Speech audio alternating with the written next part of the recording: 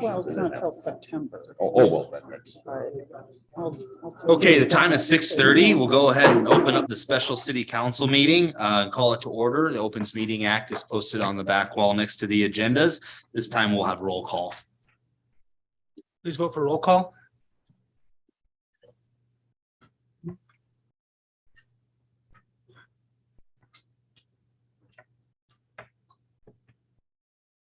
Seven council members are present, Mayor. Okay, our item 1 on the agenda tonight is a resolution 2023-148 adopting the emergency action plan for flood response. And this time I'll turn it over to Lottie Mitchell. Thank you, Mayor, City Council. I'm Lottie Mitchell, Customer Service Director for the Department of Utilities. But tonight I'm here to present the emergency action plan for flood response and ask that City Council adopt the plan. Since the 2019 flood, we have been working with the Nebraska Silver Jackets on a couple of different projects, including life sim modeling and this plan. This document has been created so that helpful information and resources are available at our fingertips, allowing us to provide better flood response to our community.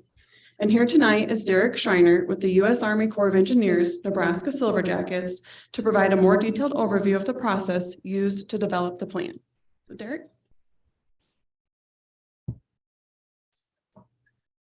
Thanks, Lottie. So as Lottie said, I'm Derek Schreiner. I'm an engineer with the Army Corps of Engineers in the Omaha district. And my role, I kind of work as a technical engineer and also the Nebraska Silver Jackets coordinator, which is the group that worked with the city to develop the plan. So in reviewing the plan, I'll go over kind of the project background and how we got to develop the plan, what we actually did in the development process for the plan, and then how we tested the plan with a tabletop exercise. So a little bit of background. As Lottie mentioned, we had a couple previous projects that led up to the plan. The first one was some HECRAS modeling, which is hydraulic modeling trying to determine where the water would go during an event. So in part of that project, we actually tried to simulate the 2019 flood event where we could represent it in our model as accurately as possible. And then LifeSim is a modeling software that we use to estimate life loss based on the flooding conditions. So with that, we have evacuation times, evacuation routes, and we try and estimate the time it would take for the population or citizens to evacuate and how they might be impacted by the flood event. So as you all know, Fremont is very vulnerable to floods from the Platte River, Rawhide Creek, and even the Elkhorn River in some circumstances. There's a little over 1,300 structures that are in the 1% annual chance exceedance floodplain. And then in 2019 was an historic event that I'm sure most of you all experienced firsthand. There was over $19 million in damages and several, there's levee overtoppings, and the city was cut off from access by roadway on all sides.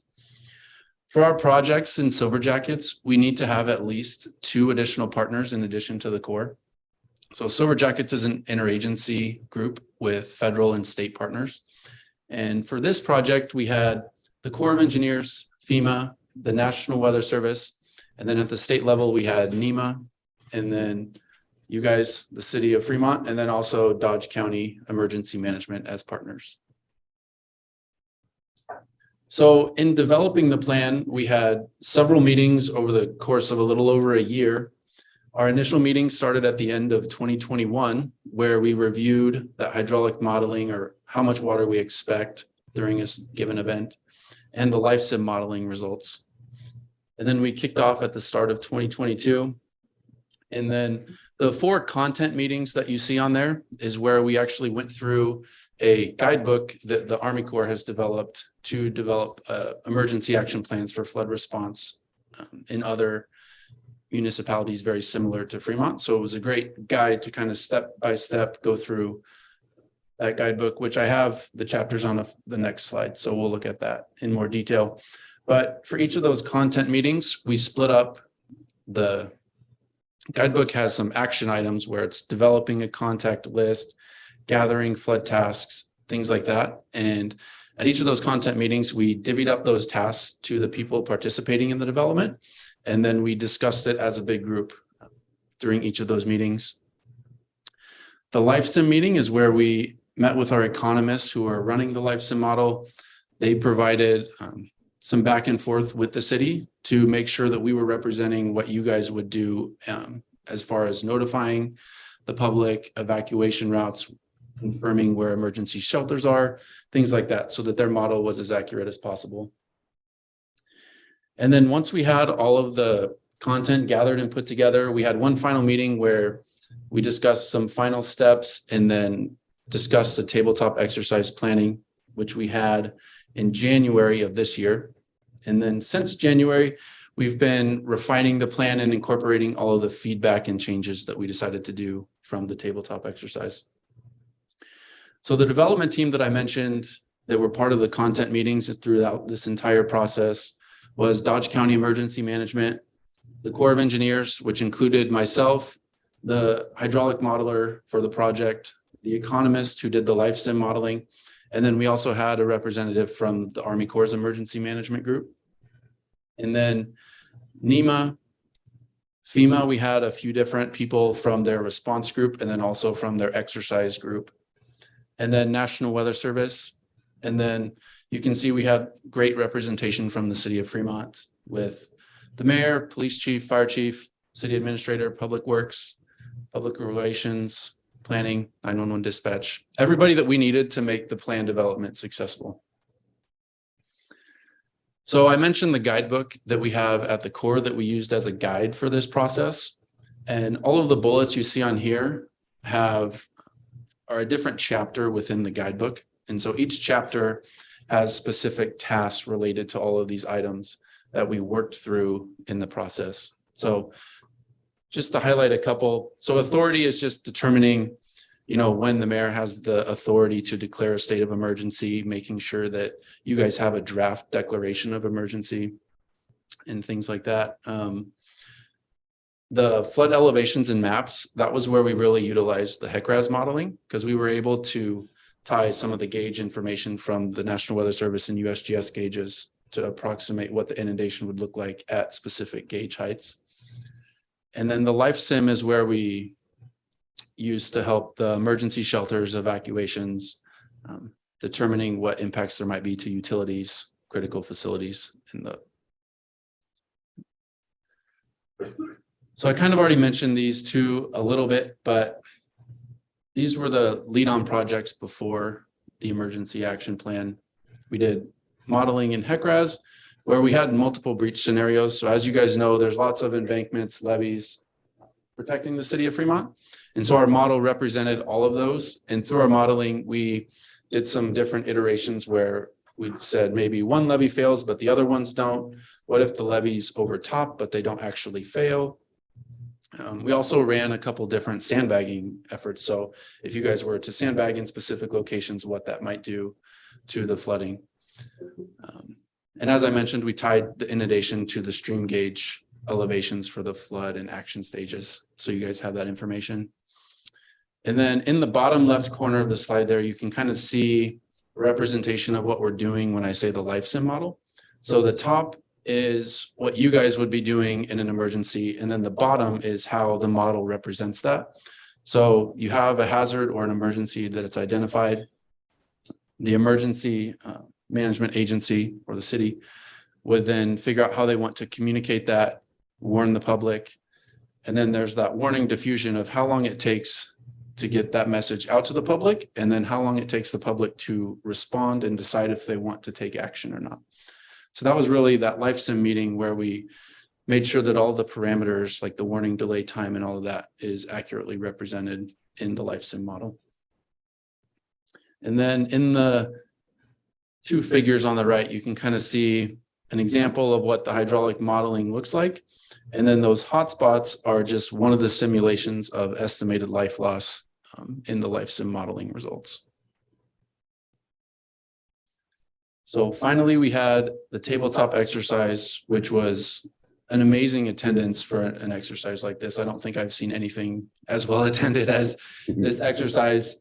We had 60 attendees, 40 of them were participants from the city of Fremont and Dodge County. So participants for an exercise like this are the ones who are actually in the discussion, deciding what actions they would take. And then the other 20 attendees were people like the Methodist Hospital, the Red Cross, NPP or OPPD, people like that who are affected by the decisions that you guys make or may be providing mutual aid in a situation like this, but they don't have an active role in the exercise. For the exercise, we had a team of us that created a simulated flood event. So for the event, we actually had a breach on the levee just a bit downstream on the Farm and Railroad levee, but we didn't include the city in our discussions of coming up with the simulated event so that it was as much a surprise as it could be during the exercise. So all the partners that I mentioned, the Corps, FEMA, National Weather Service, NEMA, and Dodge County were all in the group that developed the simulated emergency. And then we had a representative from FEMA who was part of their exercise team who was here to facilitate the exercise and walk through all of the different sections or steps of the exercise.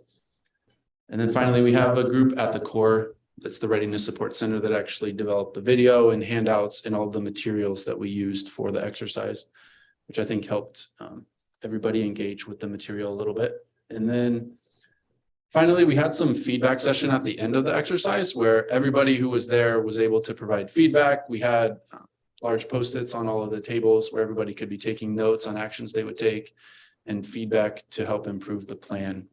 We had a printed copy of the plan for everybody who attended, so everybody was able to take notes on the plan and provide feedback that way as well. So we had lots of feedback from the exercise that we've been working with Lottie and everybody else at the city to incorporate. So with that, I'll turn it back over to Lottie, or if anybody has any questions. Anybody have any questions at this point? Okay.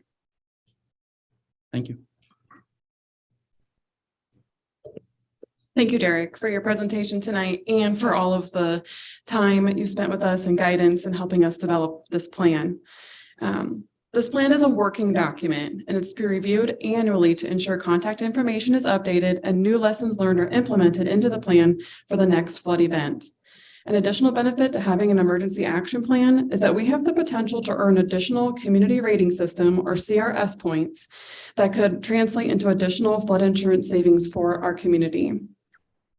We're proud of the work that has been put into the creation of this plan. We're thankful for the input and support of our community partners, including Tom Smith, the Dodge County Emergency Manager, and many, many others. We want to say thank you to all of the community partners that participated in the tabletop exercise and provided us with valuable feedback. And finally, we're thankful for the support of the City Council shown back in February of 2022 with the adoption of Resolution 2022-032, and tonight with the adoption of this emergency action plan. So with that, we'd like to open it up to any questions. Any questions from the council? Oh, I'll just comment. I was a part of this process since 2022, and first of all, want to say thank you to Derek and the team at the Corps, Lottie, and there's so many people within the city that, were a huge part of putting this all together. We all know a plan is as only as good as, implementation. So I think, having that experience of the 2019 floods, is probably why you saw so many folks wanting to be involved in that tabletop exercise to kind of rehash maybe what happened, maybe what we could do better, or looking at that event in the future. But I think it just was a tremendous amount of work that went involved to do this, and a lot of time and a lot of effort. And as Fremont and the county, and we're very well prepared for another type of emergency, which we hope never happens again, obviously. So, but this plan, one of the good things that came out of the 2019 floods was the adoption of this plan. So thank you for all your efforts.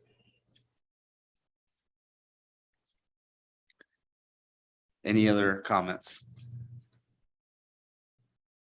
Okay, seeing no questions, any comments from the public on this? Okay. Seeing no comments, additional comments from council, and if there are none, I would take a motion. Councilman Jensen, If there's no other comments, I'll make the motion to approve resolution 2023-148. Councilman Sukram, I will second that. cast your votes.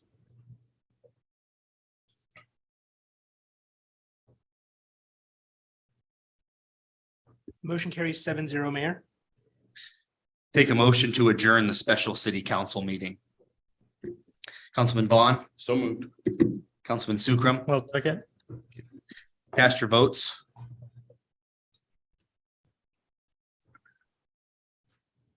Motion carries 7-0, Mayor. We are adjourned. The regular city council meeting will start at 7 o'clock.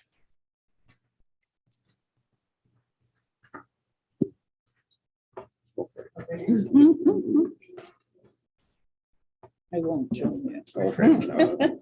It's just a back.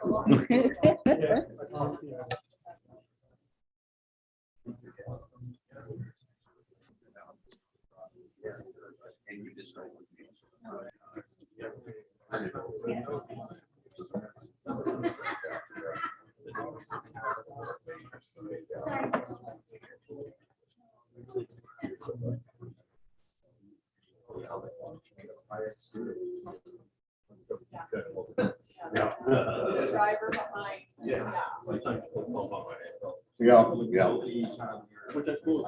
Well, we had, I had a couple, we had.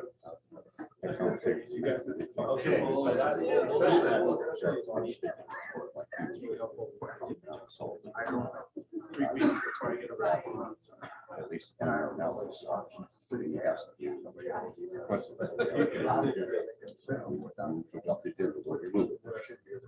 And that'll be the end. That's the plan right now. For 2 weeks out. Well, that's what he said. Well, if you want to have a show, well, it wouldn't be that night. It would be that. Make a special. He said, "You want it?" "No, I don't think so." Nope. Whole part, we can't push me fine. Be more planned.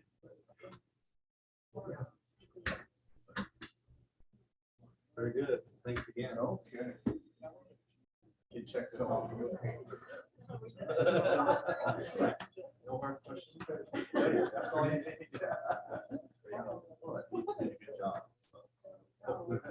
There should be a plan for the landlord.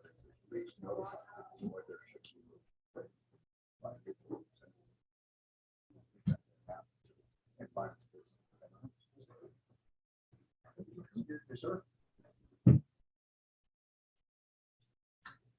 Yeah.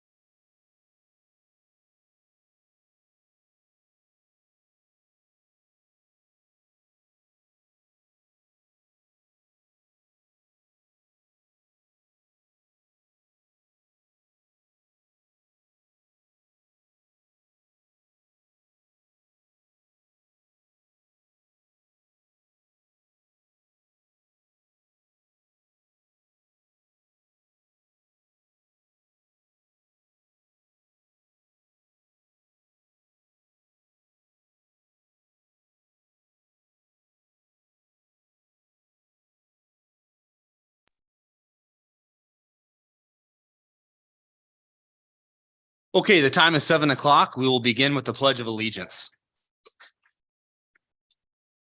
I pledge allegiance to the flag of the United States of America and to the republic for which it stands, one nation, under God, indivisible, with liberty and justice for all.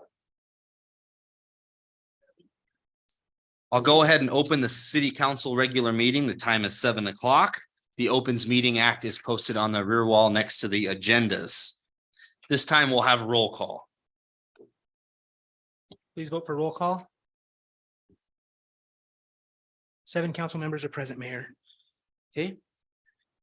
I don't have any comments tonight, so we'll go ahead and move on to item 1 on the agenda, which is the motion to adopt the current agenda for the June 13th, 2023 regular meeting. Councilman Von Baron, I'd move to adopt the agenda. Councilman Vaughn, I will say. cast your votes.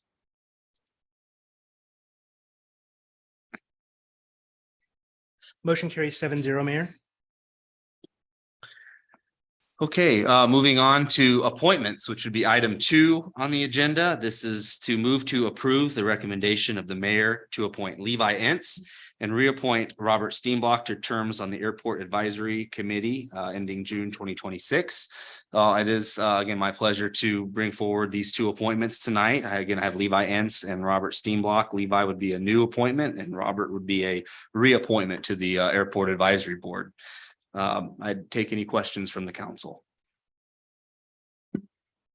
Councilman Von Baron. Yeah, just one observation. I appreciated on the next one, having Lisa Leonard's basic resume bio, kind of a sketch. It would be very helpful for the council if we could include those. Obviously, it's your decision on who you want to appoint, but it would be helpful if we knew more about the people that we're voting for. I will point to it. Levi Entz did provide a paragraph description. It's in the backup. And Bob Steenblock was already he's already on the board. This is a reappointment. So I don't normally put reappointments onto, I don't ask that. I ask for any new appointments to have information, and I have been consistent in doing that. So. No, and I have no fundamental problem with it. I just think especially from a public standpoint, it's just would be a good practice. Are there any other questions? Okay, any comments from the public? We don't take comments on this item. That's okay. If there's no additional comments, I would take a motion in regards to this item. Councilman Vaughn. Make a motion to approve. Okay. Councilman Denkins. Okay. Cast your votes.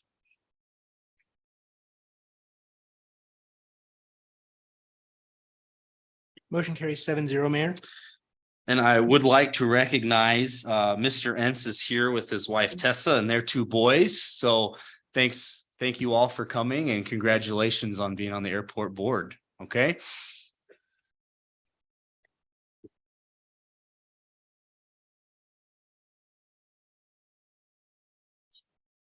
Right. Item 3 is move to consent to the mayor's appointment of Lisa M. Leonard to the Dangerous Animal Appeal Commission. Are there any comments from the city council on this item? Okay.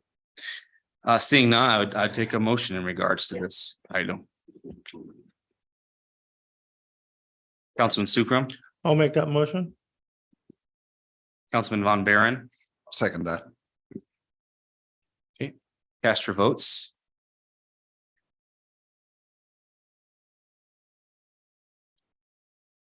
Motion carries 7-0, Mayor. Is Miss Leonard here in the audience? Okay, I didn't think so. I just wanted to make sure I recognized her too. So thank you. Congratulations to her. Okay, we'll move on into the consent agenda. All items in the consent agenda are considered to be routine by the city council and will be enacted by one motion.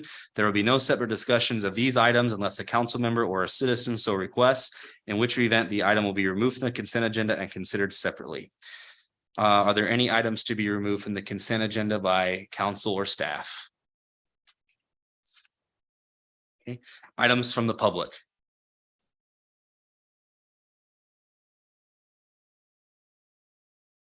Susan Jacobus, 1805 North D Street. The only item, and I had a very minor question on it, was item number 14. Thank you. Are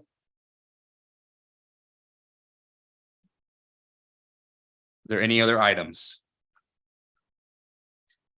Okay. Seeing no other items, I would take a motion to approve the consent agenda. 4 through 13, 15 through 19. Councilman Vaughn. So moved. Councilman Jensen, I'll second. cast your votes.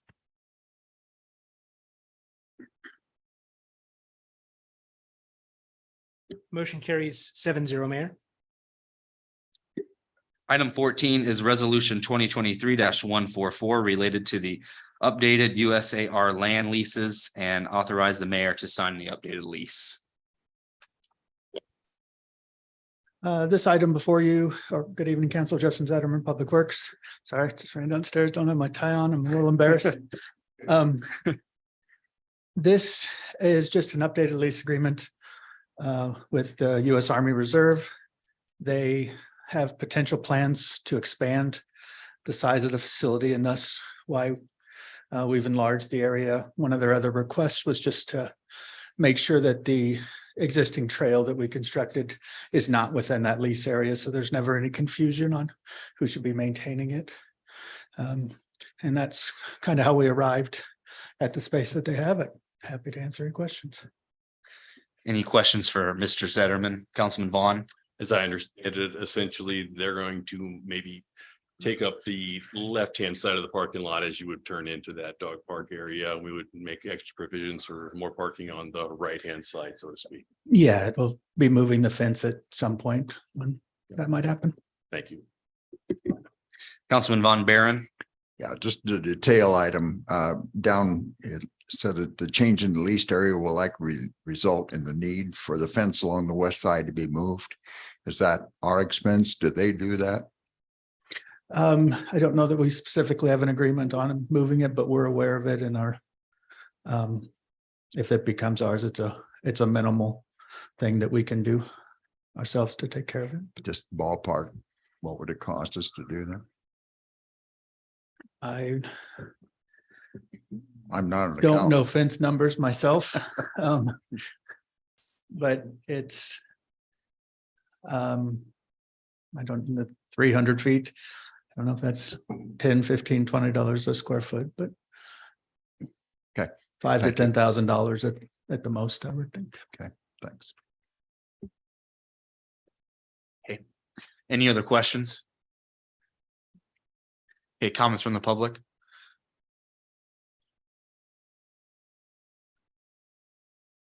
You're too tall. Susan Jacobus, 1805 North D Street.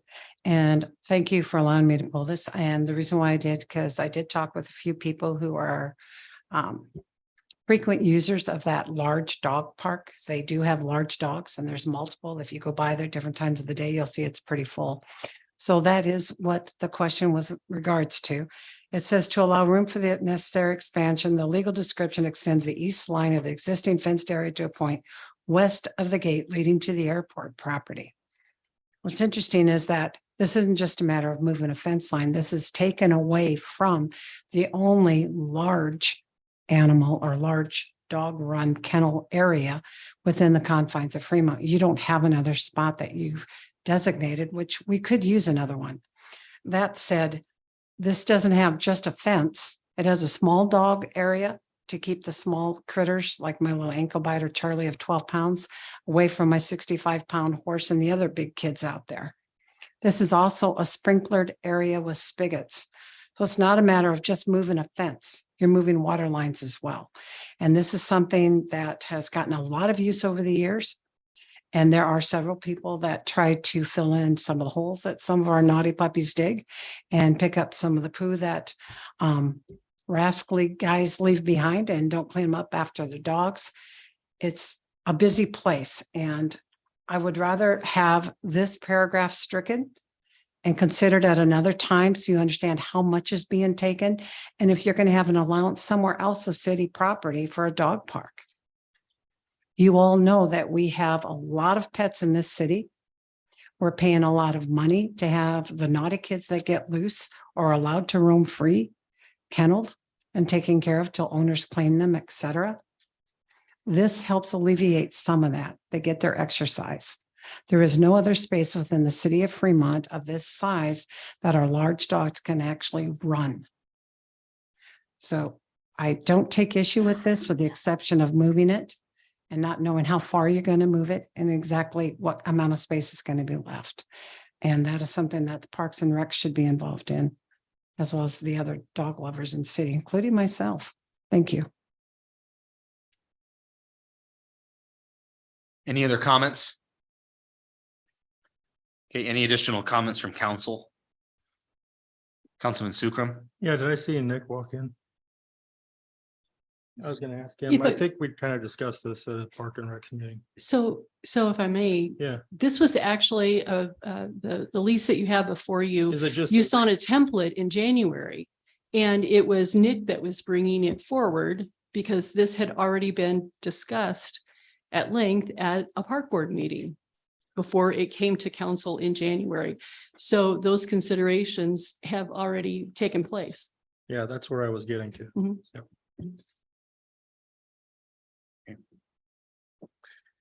Any other comments from council? If there are none, I would take a motion. Councilman Sukram, I'll make the motion for resolution 2023-144. Councilman Vaughn, I was, cast your votes.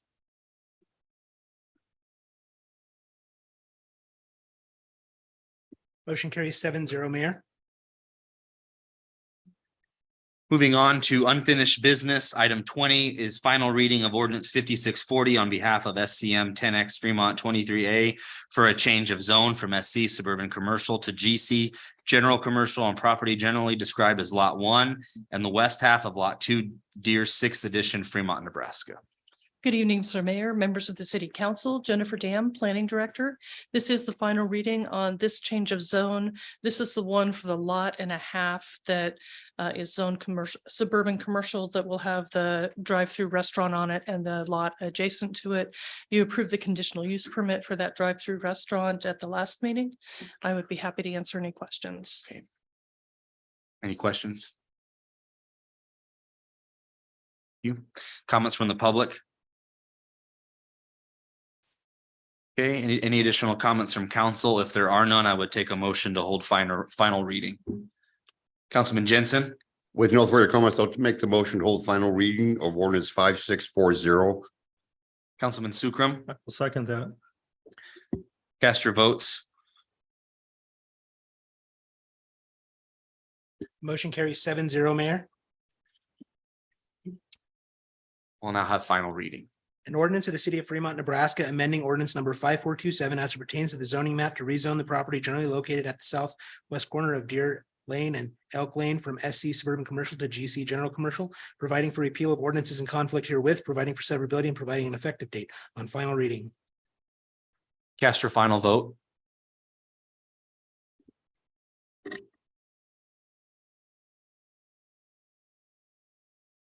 Ordinance is approved 7-0, Mayor.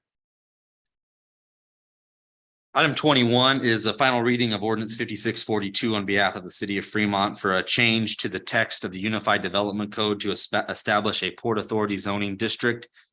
Generally adding the district to sections 11-403, 11-502, 11-603, 11-814, 11-815 on the Fremont Municipal Code. Good evening again, Mayor, members of the council, Jennifer Dam, Planning Director. This is the third reading of the request to establish a zoning district in the text of the zoning code for a Port Authority district. Agricultural uses are permitted by right under the proposal. And then light industry, heavy industry, telecommunications uses, warehousing and transportation would all be conditional uses at this point in time. I would be happy to answer any questions. Questions for staff on this item? Councilman Ellis, Was this mandated by the ability or the reason for us getting the Port Authority today? No, there was not a mandate. There was not a mandate, so we did not have to zone this land in order for the Port Authority to come in place. We do not have to zone the land. It will facilitate the development of the land. Thank you. Any other questions? Councilman Von Baron. I understand the facilitation and I won't belabor this, but as I've expressed before, the Inland Port Authority doesn't bother me. The zoning doesn't particularly bother me. It's just the idea that we will not exercise eminent domain, but by default, we're going to niche property owners to the point where we will eventually have their property, probably in one form or another. And I just would like to have seen a little more thought gone into this. I realize this is pretty much standard operating procedure. So that's a big one to overcome, but I would just like to have had more thought being put into this respecting the individual landowners. Okay. Any comments from the public on this item?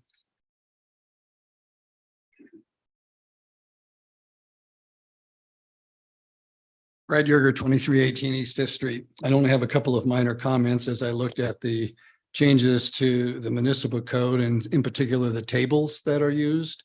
In large measure, they appear to mirror much of what we find in the general commercial, or excuse me, the general industrial code.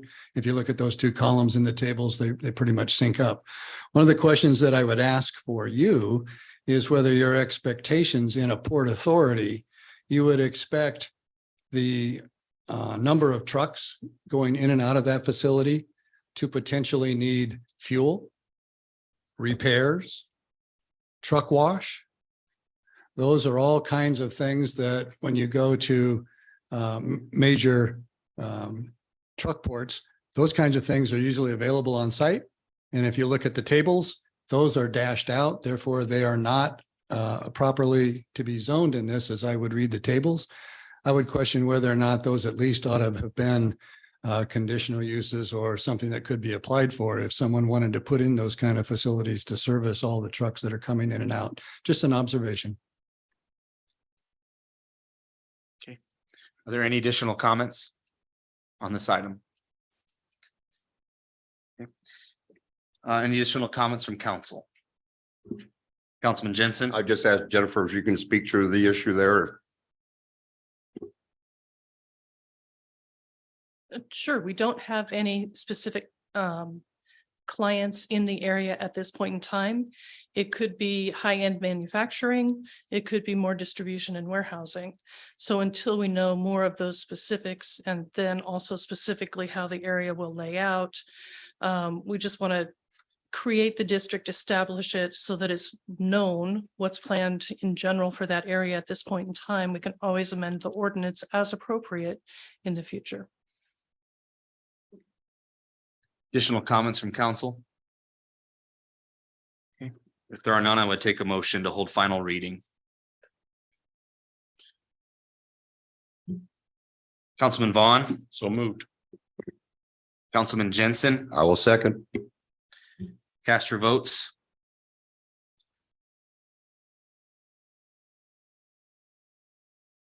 Motion carries 7-0, Mayor. Okay, we'll have final reading. An ordinance of the city of Fremont, Nebraska, amending Exhibit B of Ordinance 5427, specifically portions of the UDC Chapter 11 zoning subdivision and site development, Exhibit B, for providing for repeal of ordinances in conflict herewith, providing for severability and providing an effective date on final reading. Cast your final vote.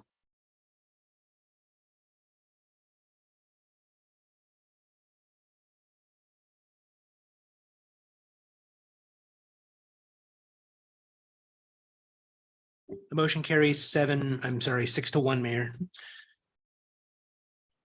Okay, item 22 is final reading of ordinance 5643 on behalf of the city of Fremont for a change of zone from R rural to PA Port Authority on property generally described as lying between Highway 275 on the west, the north-south half section line of section 21-17-9E and section 28-17-9E.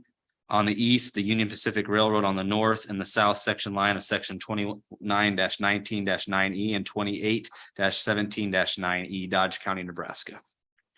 Good evening, Mayor, members of the council, Jennifer Dam, Planning Director. This is the change of zone that would actually change the zoning on the underlying property as just described. We've talked about this a bit. I would be happy at this point to answer any questions that you might have. Questions? Councilman Ellis. How many acres does this consist of? Around 1,500. 1,500. That's, just want to confirm that thing. Okay, any other questions? Okay, comments from the public on this item?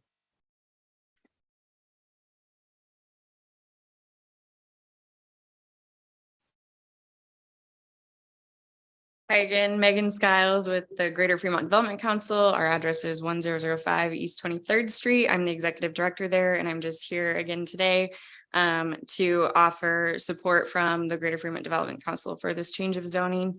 Rezoning ahead of development for industrial uses will allow for more cohesive development and make our community more competitive for investment and quality jobs in the future. Ultimately, this will result in better and safer development for our community by limiting the development of new and conflicting uses. And so that's really kind of the goal here, is to make sure that anything new that enters this area is consistent with the vision that we have for this region. Always happy to answer any questions, but just here to offer our support again for this change of zoning. Thank you. Additional comments?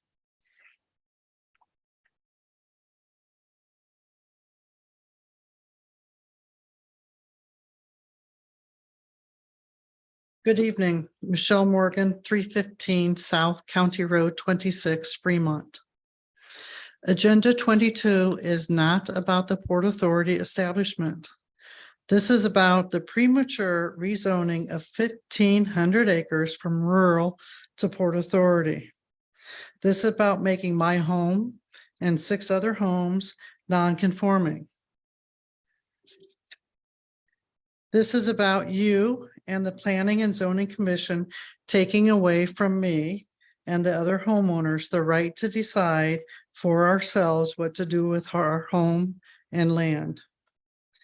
Why rush to rezone 1,500 acres so prematurely? I do appreciate that there are 2 councilmen here that truly understand the prematurity of rezoning 1,500 acres. I hear that there will not be eminent domain, but the possibility of annexing of my land. This is not acceptable to me either. Thank you for allowing me and others to talk, but I plead to you all that you listen to the actual concerns of making homes non-conforming and consider not passing the rezoning of, yes, 1,500 acres that are not currently being looked at for development from rural to Port Authority so prematurely. Thank you.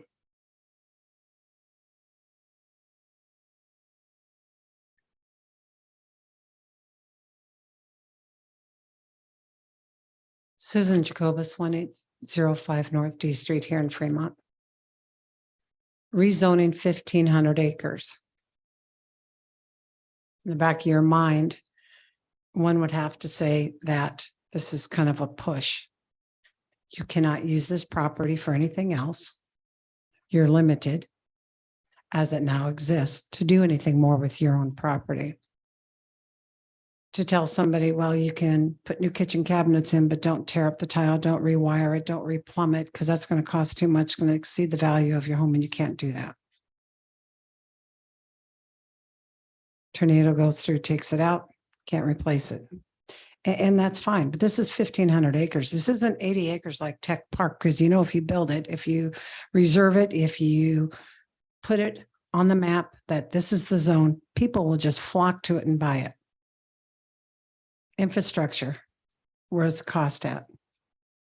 I don't have a problem with the Port Authority. I have a problem with what you're being asked to do tonight. I had a problem with it the last meeting. I had a problem with it the meeting before. It shouldn't be falling on deaf ears. It shouldn't be an automatic push to vote. Rezoning 1,500 acres. The other port authorities, North Platte included, have nowhere near that. Couple hundred, 300, I think. I had it researched. It's nowhere near this. You have people's homes that they're going to be told and controlled. I get it, GFDC, the pay to play group, they do get involved and they do bring industries into town. But they're not going to bring enough industry in town to fill 1,500 acres. And just because people own this land and you want it for a specific use doesn't mean they're going to now sell it when they're pushed to do so. But you're going to restrict their use so they won't have much choice. It will lock them in on that use of that land now and in the future. Is that really what your purpose is? What other developer here in town takes a large parcel of ground and totally rezones it? Answer that question, one of you, please. I know Maggie Deers doesn't do it. Gifford doesn't do it. Warsaw doesn't do it. Sawyer doesn't do it. Raybeck doesn't do it. Don Peters and Associates, they sure as heck don't do it. What developer in town takes and rezone the entirety? There isn't one. And why is that? You don't know what will come down 20 years. What was the year that the tech park got going? It was before 2011. Here we are, 12 years later, and there's still a hassle and a haggle every time that term comes up. Because the land was sold so cheap, you're never going to regain the money back out of it. And you still have some empty parcels. And that's only 80 acres. But that's now rezoned totally in that area. This is truly what you want to do for 1,500 acres, and it may or may not get annexed. Are you going to annex the whole parcel and push it? If you're willing to do this, then you're willing to do that. Then close the donut holes here in town. If you're willing to step on the toes of the people that own this land without any regard to what they want or their wishes, being in an ag area, or to the lady that had the nerve to come before this council and get shot down, not once, not twice, but 3 times, then you're willing to close the donut holes here in town. Push the annexation.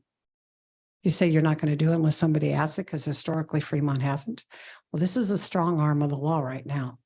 You have that decision in your hands. I don't think it's right. And I wish you would all just take a step back and think about what you're doing with 1,500 acres.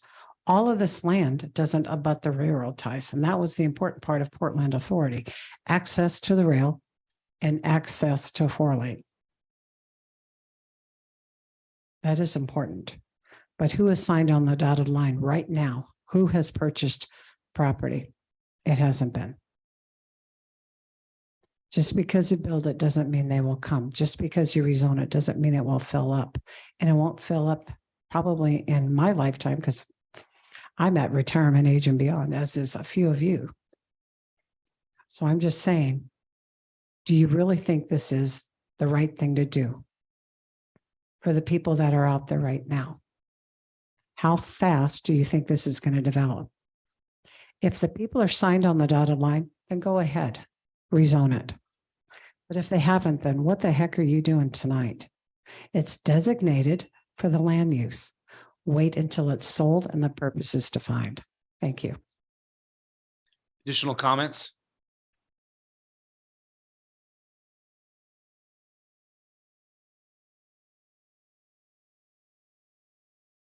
Documents for the record I'd like to have received, please.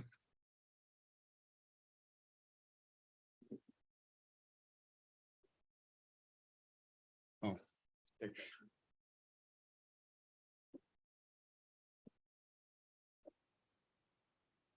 Okay, Councilman Ellis, Make a motion to receive. is there a second to receive the document?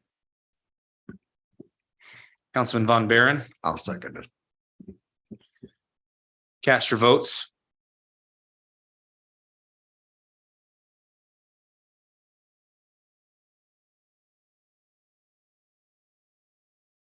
Motion fails 4-3. Go ahead. Brad Yerger, 2318 East Fifth Street. I'd like to start out by saying how appalled I am you wouldn't even receive a document to the record.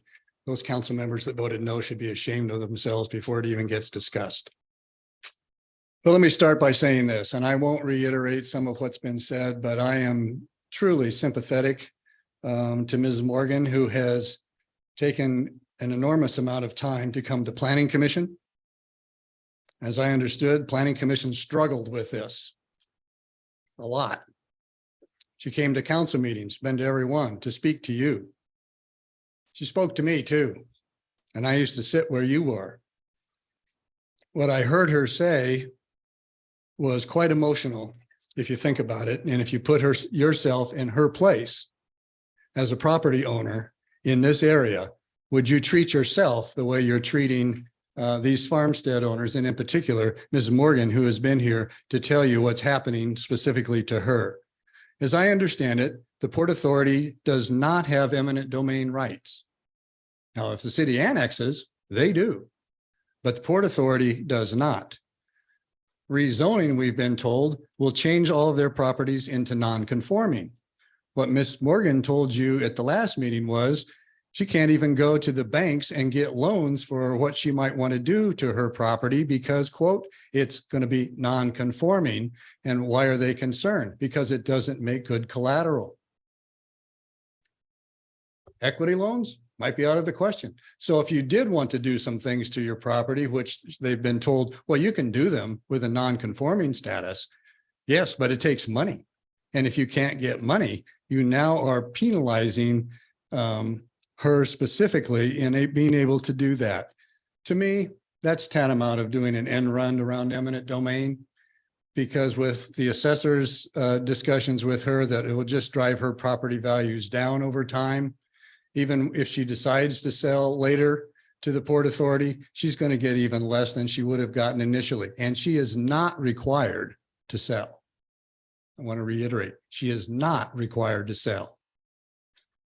But you're going to penalize her for purposes of operating her farmstead for who knows how many years into the future while she remains there. That's just egregious. There's really no need to have to do that.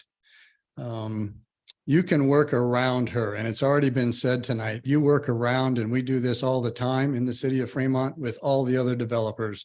They were just named to you before.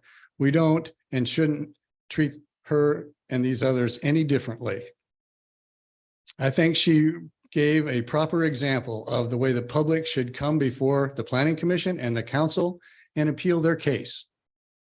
She did an outstanding job of laying what faces her in the midst of all of this. She's not opposing the Port Authority. She's only opposing what's happening to her and her property that is unnecessary. And plenty of people have already talked about you don't need to rezone 1,500 acres. I would agree. You should rezone as you go. That's what every other developer does. But in particular, you should not be penalizing people like Ms. Morgan and her family by imposing a non-conforming requirement on them for the rest of their life. As they own that property, they'll be able to do nothing. And they'll be able to get no financing to do whatever they are allowed to do at the 50% valuation. Is that what you would do for yourself if you had those farmsteads or you had her property? Would you want yourself constrained like that? If you wouldn't answer, oh yes, I would jump at the chance for that, then you shouldn't be penalizing her tonight by doing what you're doing. What you have in front of you is a motion to amend the ordinance as written. I guess you don't have it in front of you because you wouldn't receive it. But basically, it adds an exclusionary statement to the ordinance as written that would exclude the specific parcel and the lot description or the land description associated with her property, which she has asked you repeatedly not to list as changing the zone to Port Authority and to leave her land as rural. The amendment that I had before you tonight would have done just that. I encourage you to reconsider what I would have had before you so that you could have the language necessary tonight. I looked up the GIS parcel descriptions. I believe it to be accurate based on the city's website, county's website. And there would be no reason for you not to make an amendment to exclude her property. I encourage you to do so. I'm sure you would do it for yourself if you own that property. Thank you.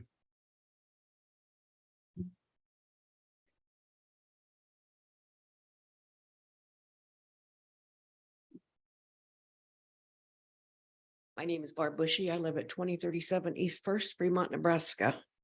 I'm all for the Port Authority. I think it's important to the growth of Fremont, but at the last meeting, Mayor Spellerberg told us that they had talked to as many of the residents as possible in regards to this rezoning issue.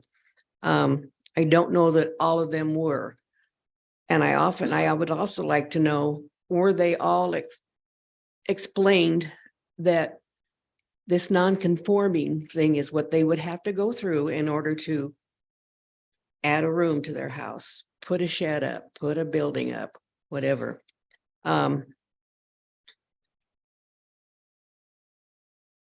I think by rezoning this into Port Authority, which would make it, as I understand, commercial, this could even change their insurance benefits. We've talked about this being 1,500 acres, and I'm going to simplify this because that's easier for me. These 1,500 acres, if you consider it as a pie, cut it into 8 pieces. Your average, I'll say normal person would eat 1 piece of pie at a time. What if you eat more, if you eat half of it, you eat 3/4 of it, that's called gluttony. And gluttony in the Bible is one of the 7 deadly sins. I can understand why. I think Councilman Ellis at the last meeting said that the other 2 he listed had like 400 acres or less for their properties. Okay, if we have 2 businesses that want to come in, that's 800. That still leaves 750 acres. That's half of that pie.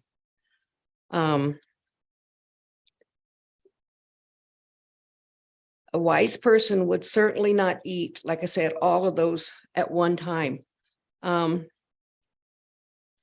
Gluttony is defined as a limitless appetite for food and drink, overindulgence to the point of where it is not eating just to live, but rather living just to eat. It's kind of a metaphor for what I feel like the Planning Commission is trying to do. I can understand why those people wanting to remain rural can't stay rural. If those others that agree, let them sell. I don't know how in God's name you can propose taking the zoning away from these farmers, these residents that have had this some decades, some generations for many years to come. That's my opinion, and I'm glad you listened to it, but thank you.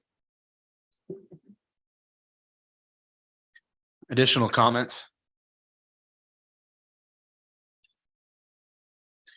Okay, additional comments from the council?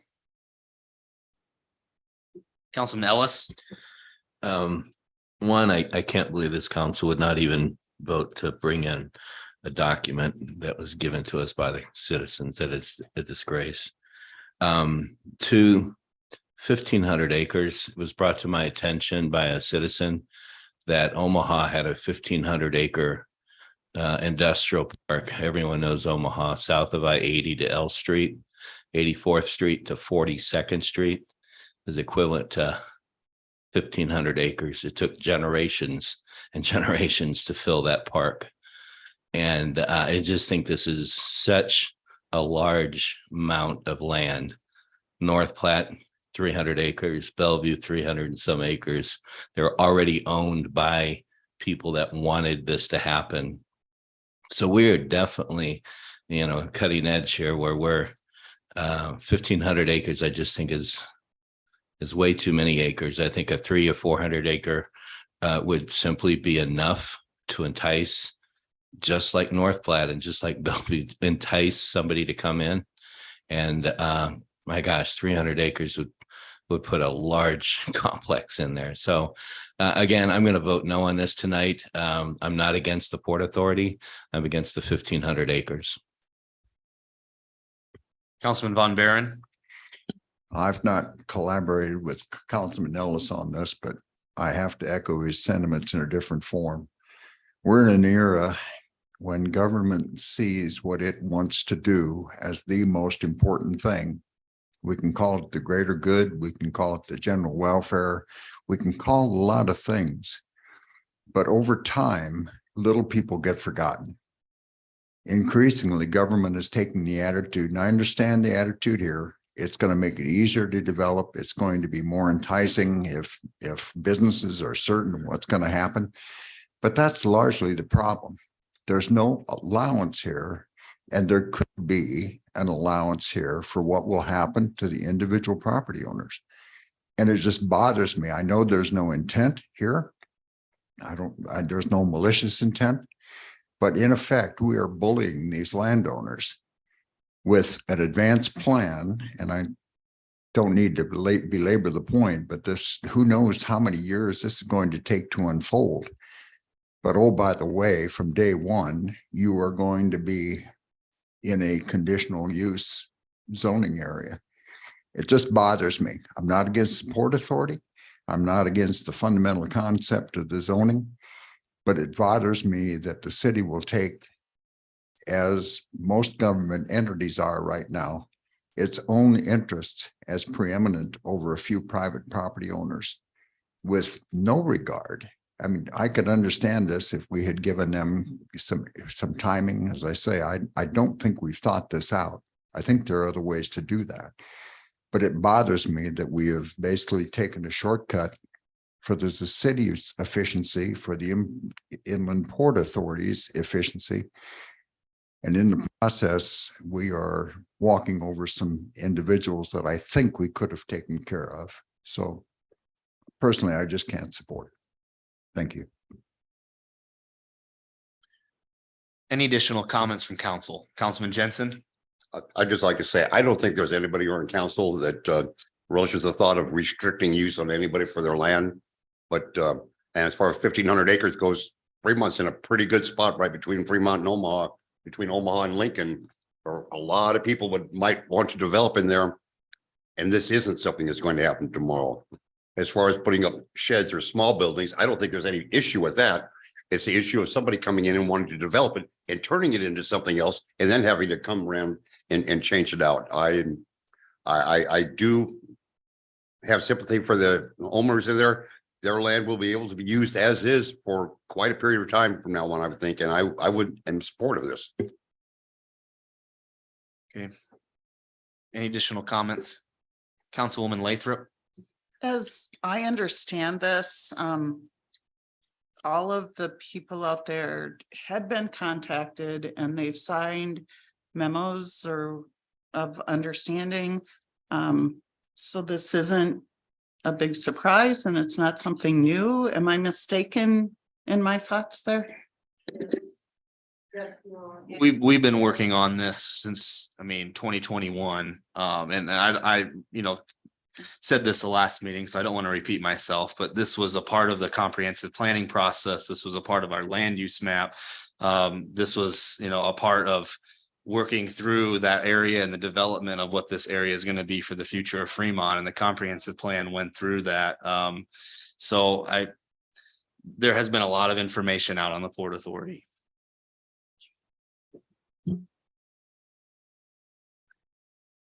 Are there any additional comments from council? Councilman Jensen? With no additional comments, I'll make the motion to have final reading of ordinance 5643. Councilman Vaughn? I will second. Cast your votes.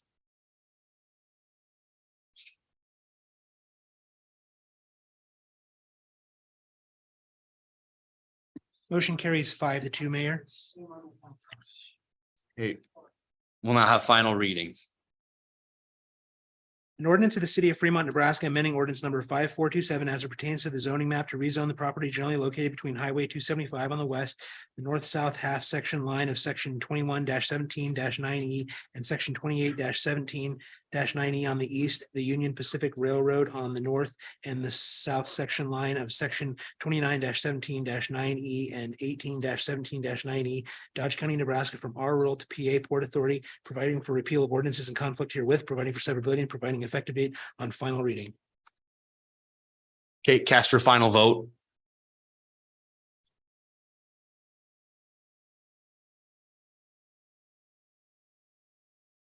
Ordinance is approved 5-2, Mayor. Moving on to new business, item 23 is to receive audited financial statements for fiscal year end September 30th, 2022, as presented by Forvis LLP and city staff. Good evening, Mr. Mayor, members of council, Jody Sanders, city administrator with the hat on tonight of Director of Finance. We have the audited financial statements. We got a PDF version of them this afternoon, and they were emailed to the city council as well as the utility and infrastructure board members. Chris Lindner, our partner in charge from Forvis, is here to go over the audit results, and then I'll do a very brief presentation on, some of the highlights and things that council might choose to spend a little bit more time on later. So Chris, Sounds good. Thank you, Jody. Good evening, Mayor and Council. Chris Lindner, audit partner with Forvis CPAs in Omaha, Nebraska. Happy to be with you tonight. In the past, I know Colby Jensen, one of our audit directors, has probably given this presentation. She still kind of runs point on the audit out here with our team during the audit process, during the several weeks we're on during kind of the interim and final fieldwork period. But just due to some conflicts, asked me to step in for the evening and go through things. So what we're going to cover here tonight, there's a lot of pages within this document. I'm not going to cover every page.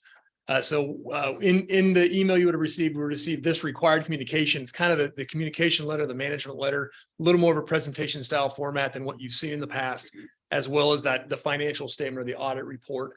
That audit report is a fairly lengthy document. And over the years, we'll touch on one of the new changes, a lot of the changes that happen with the standards that are required for the city and for all governmental entities. They continue to add items to the financials. They add pages to the audit report. That audit report is now for the city growing to just approximately 80 pages. So it grows in length and the information therein. So I'll touch on a few things within there high level. I know Jody mentioned she's going to touch on a few of the items as well.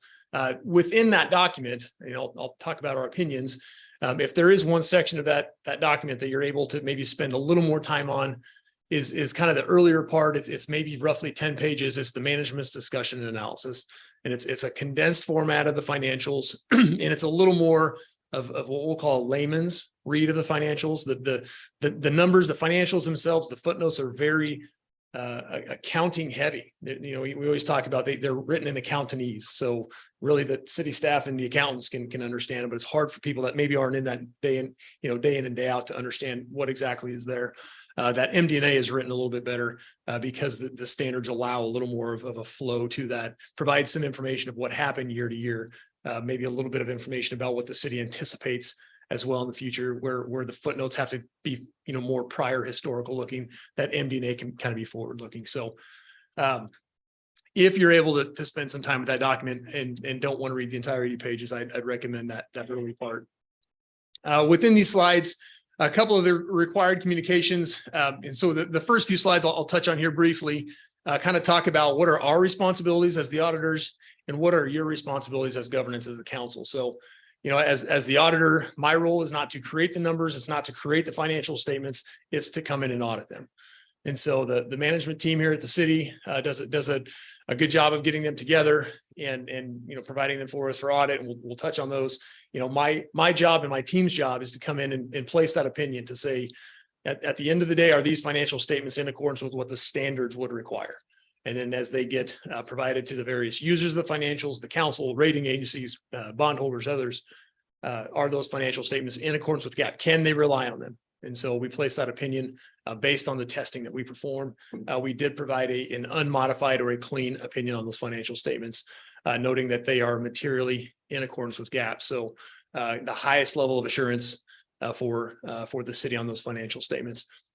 Moving through, and I'll touch on a little bit, in addition to that financial statement piece, this bottom paragraph references government auditing standards. And so being a city, a political subdivision of the state, we also have to audit in accordance with those government auditing standards. So it looks at internal control over financial reporting and just general compliance with a variety of items. So we audit, we don't audit, we evaluate those internal controls as part of our testing where there are material errors we had to correct. That'd be a material control issue.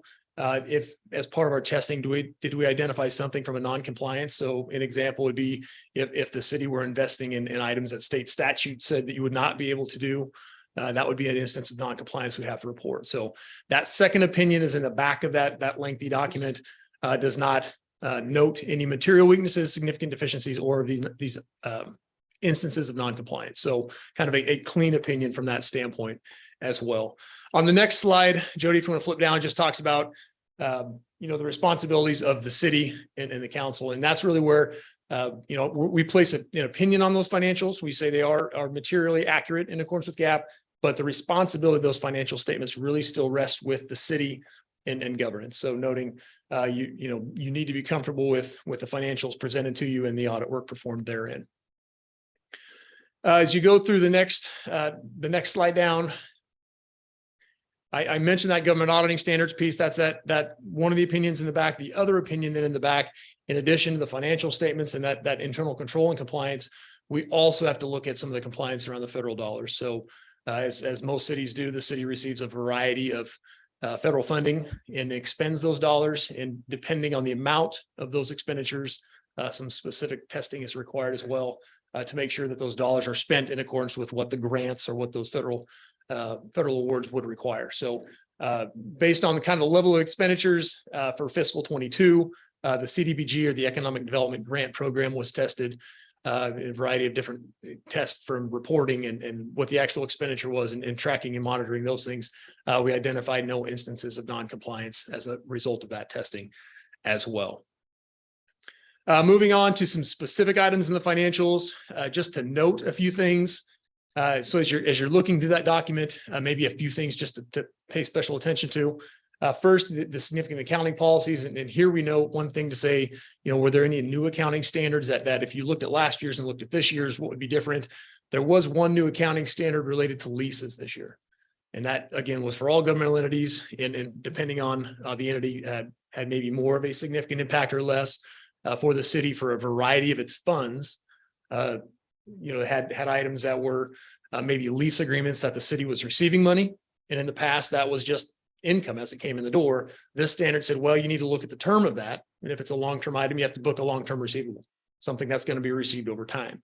On kind of the converse side of that, if you're making payments to lease equipment, land, whatever that might be, a lot of times those payments were just expensed as they were made. Now you have to look at those and say that's a liability. You have to think about it like a note payable or a bond and put it as a liability on your financials. And as you pay that down versus just expensing those payments as they come due. So that was a fairly big change for the city, for all governmental entities due to that change. And we have another slide that touches on that specifically. At the bottom, any alternative accounting treatments, that regulatory or the regulated operations piece, the regulatory accounting really relates to your utility funds. We discussed that in a little more in depth at the utility board meeting this afternoon. Moving to the next slide.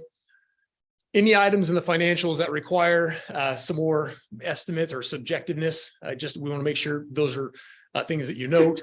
So as you look at those financials, some items are black and white. Your cash balances, your investments, you can go to a bank statement, an investment statement, say, yep, that's the balance the city owns at fiscal year end, where there are some items that require some estimation by management. So your allowance for doubtful accounts, what are the receivables we may not collect? Depreciation on capital assets, of course, is going to be one for any governmental entity. The unbilled revenue related to your utility funds, the consumption of utilities, energy, water, gas service that hasn't been billed yet, it's still going to be owed. And it's earned by the city, just has not been billed yet. And then your claims. And so some of those claims that may be farther into the future, you have to make an estimate of what those future claims may be. Again, there's estimation to that. That exact number is not known, and the precise number is difficult. So you have to make your best estimate. Any disclosures? So those footnotes, I talked about a lot of detail in the footnotes of the report. For you to note there, in addition to this list that we have, the one I think just to note verbally is the long-term debt. So any governmental entity is going to have a significant amount of long-term debt to help finance its projects, its programs.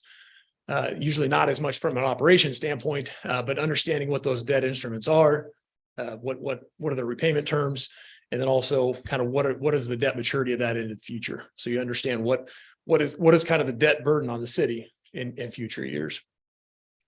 Moving to the next slide, then.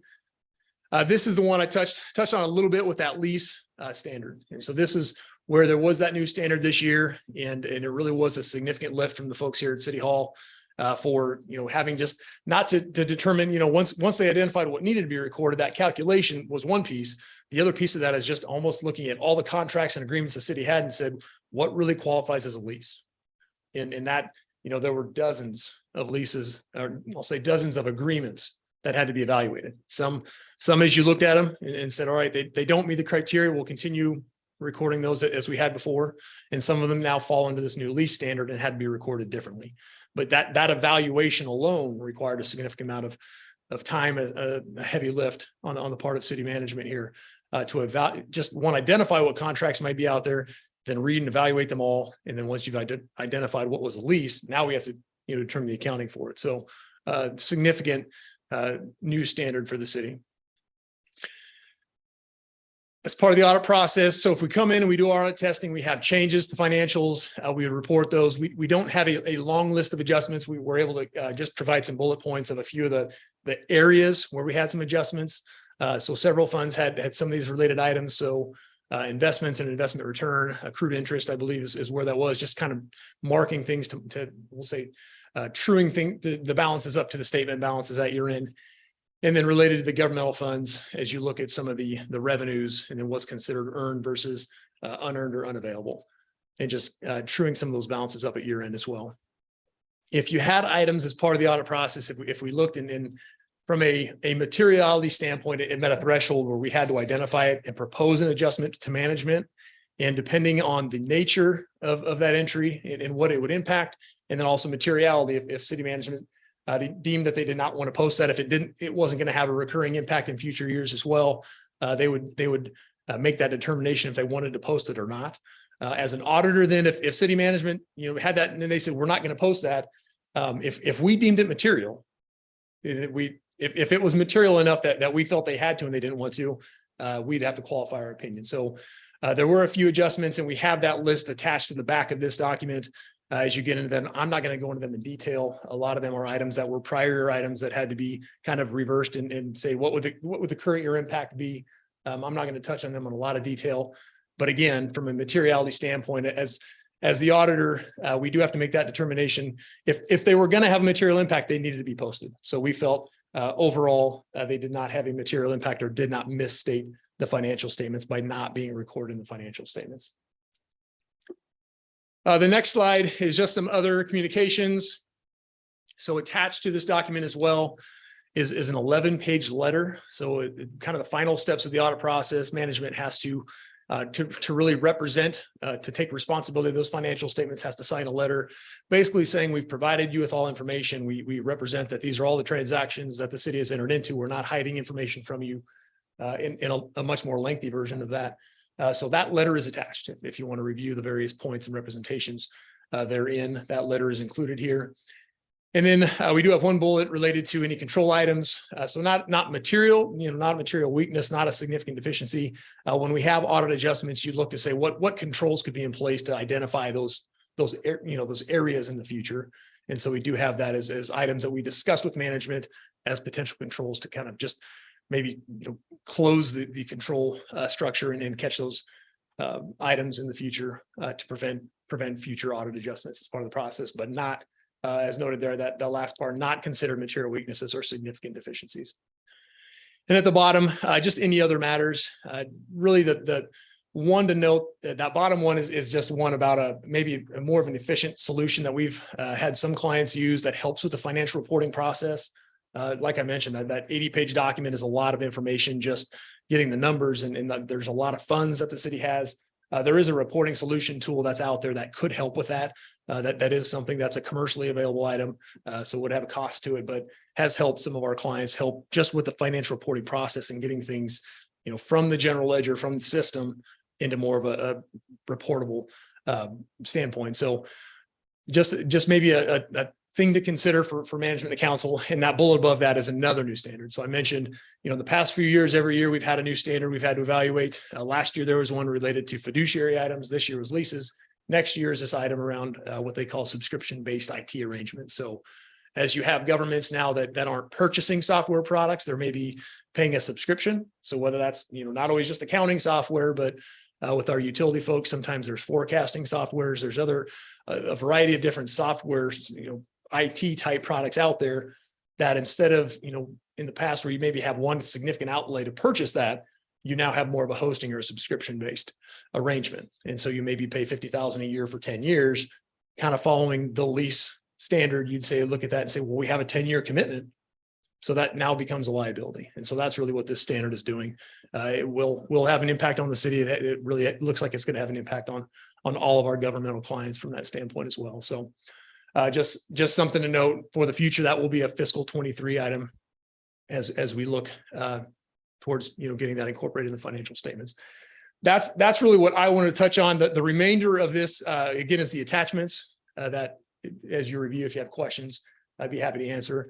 I just want to thank Jody and Kristen and the team here at the city for all of their efforts. I know it's been a challenging year for them, being several team members short as they were getting items ready for us, just in terms of the timing of when things were kind of ready for us to come in. And as we kind of had questions and needed to follow up, and then with Dan's departure, it just made it, again, in addition to all of the things that were going on and a new lease standard, and then being short staffed and then losing a team member in the process, just became a challenging audit for them. So I appreciate their efforts of getting through it and helping us as we're trying to do our testing and getting us what we needed. They were very responsive as we had further questions and follow up and things of those nature. It really is one of those items that, I was talking to Jody before the meeting and just saying that as the city has grown, in our service relationship with the city for about 7 years now, when we started, the assets of the city have grown by about 150 million in that time.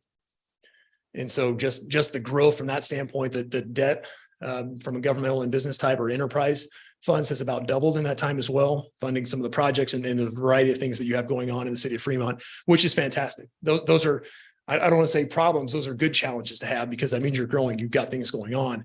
However, as those things happen, they require a team of people that have to evaluate them, account for them, and ultimately then report for them for the council and for the rating agencies and others. So I know it's a significant lift here at City Hall and just want to thank them for all their efforts and knowing it's sometimes a stressful endeavor to get through it, but we appreciate their efforts.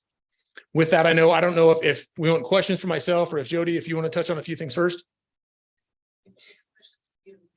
Okay. Anything from the council? Questions? Councilman Ellis? I appreciate the efforts you guys put into our audit. It's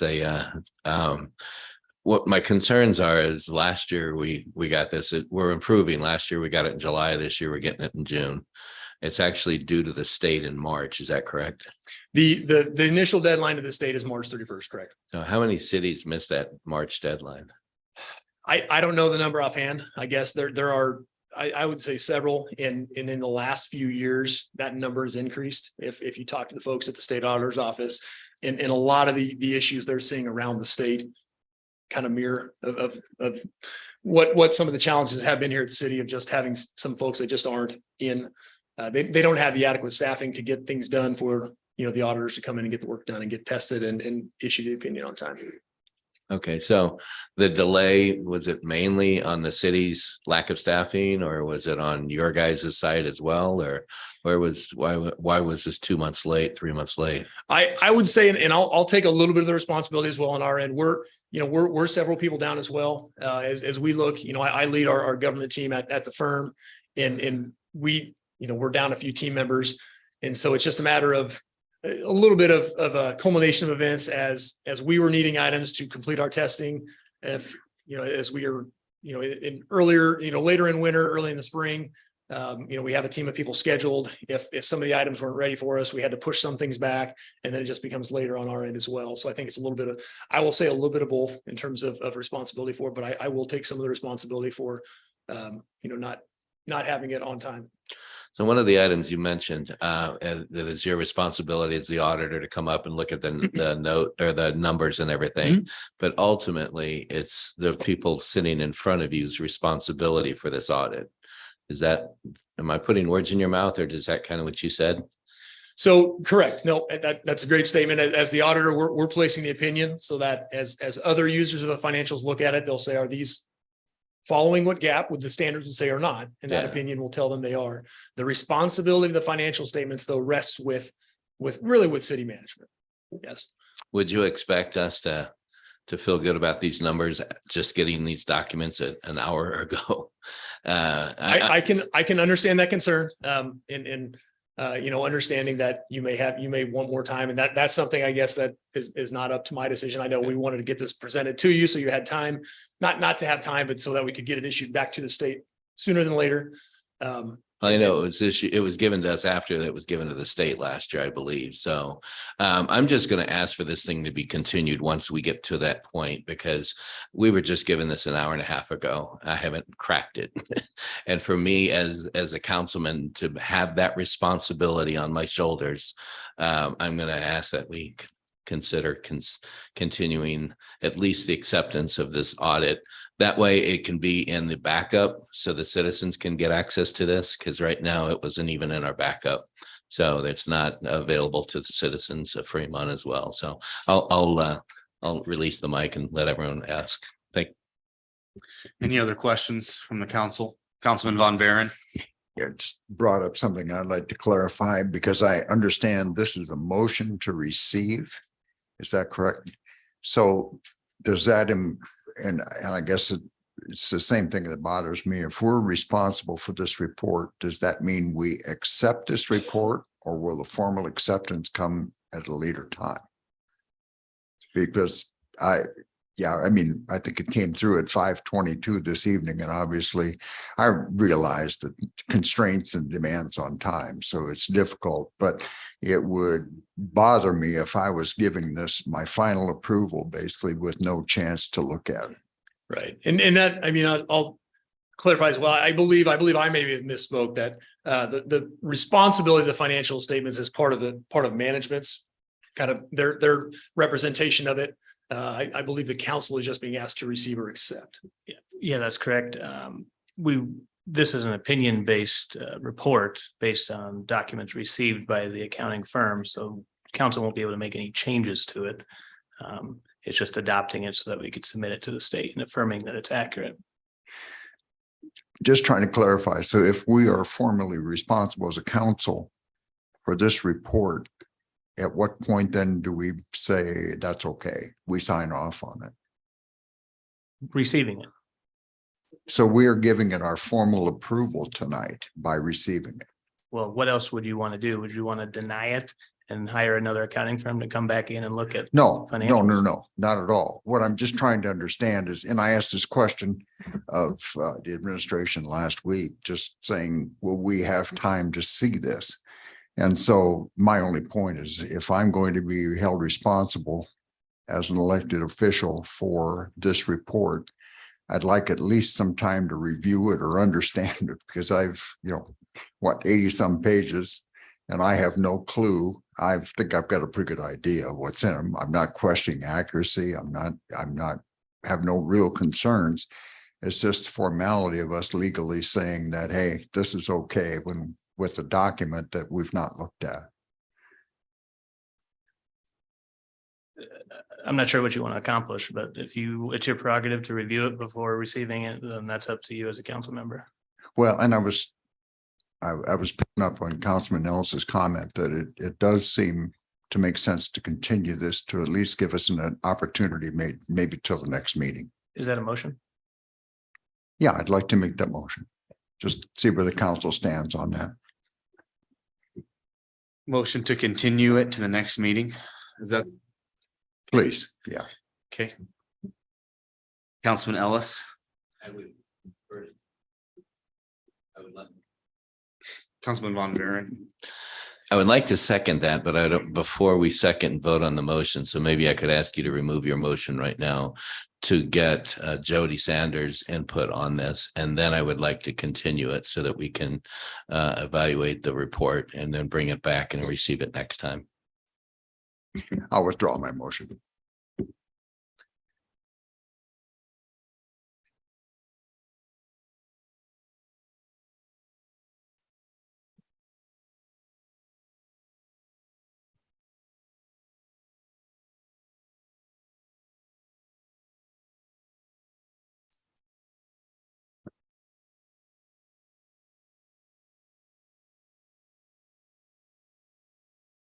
Good evening, Jody Sanders, City Administrator.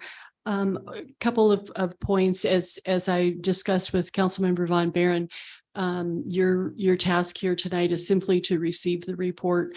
You're not necessarily, you yourselves are not expressing an opinion on the report itself. You're just accepting the work of Forvis and city management. As far as the audit itself, it will be available on the city's website tomorrow morning, so that yourselves or any citizens, since I emailed the PDF copy to you, the version or the report itself would be available to the citizens tomorrow morning as well.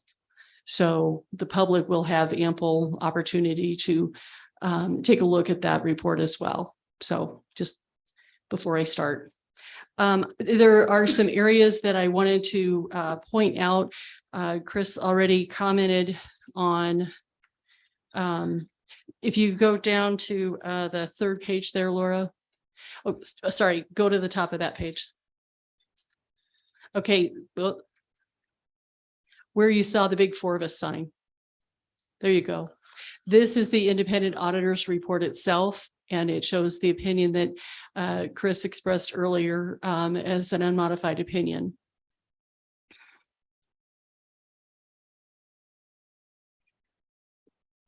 If you turn to 2 more pages down, where it starts out with management's discussion and analysis, that's the part where Chris was talking about.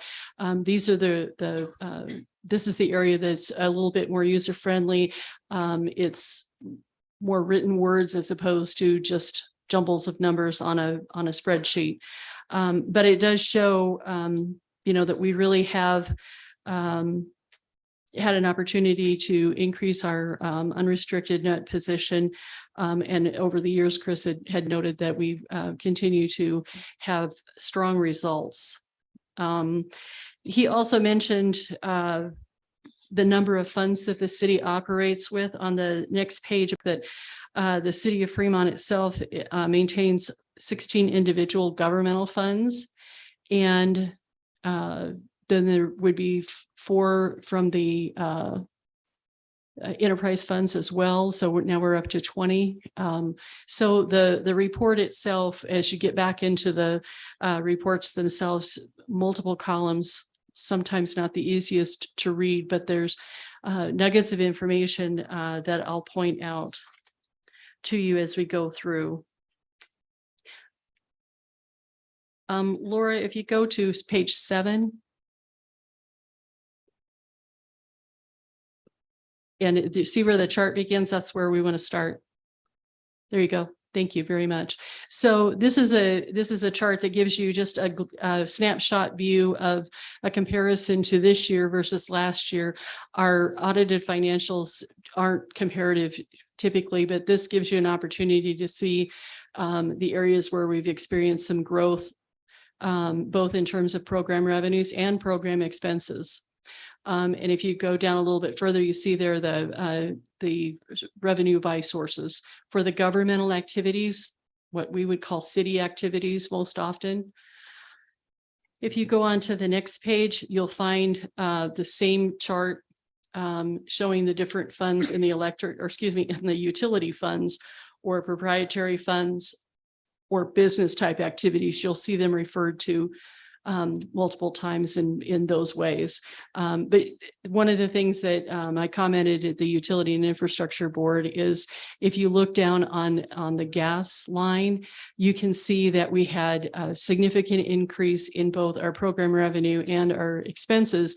And that was due to the large increase in the price of gas, that Jeff has talked about extensively. That's an example of one of the things that you'll see as you go through this.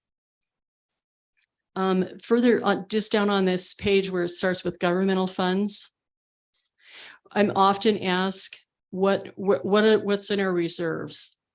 And at the bottom of page 8 here, you'll see that it is a listing. So maybe it's a little bit easier to kind of understand for folks, but it lists out what our fund balances are or reserves in each of the individual kind of activities, if you will.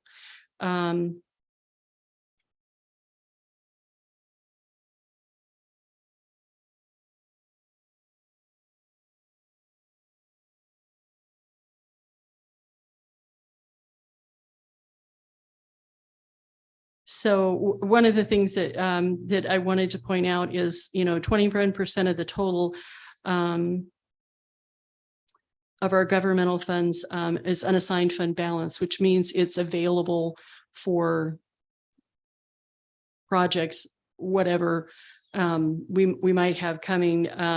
We do have a reserve policy that asks us to keep 25% of the next year's operating expenses in reserve. But the total is healthy enough to sustain some use of reserves in the upcoming budget. On the next page, we have a listing of the capital assets that were placed in service during the current year. And then on the top of page 11, I'd point out that we're showing again that one more page, Laura, thank you. Right there at the top, go down a little bit. There you go. That the city of Fremont itself has a separate bond rating from the utilities.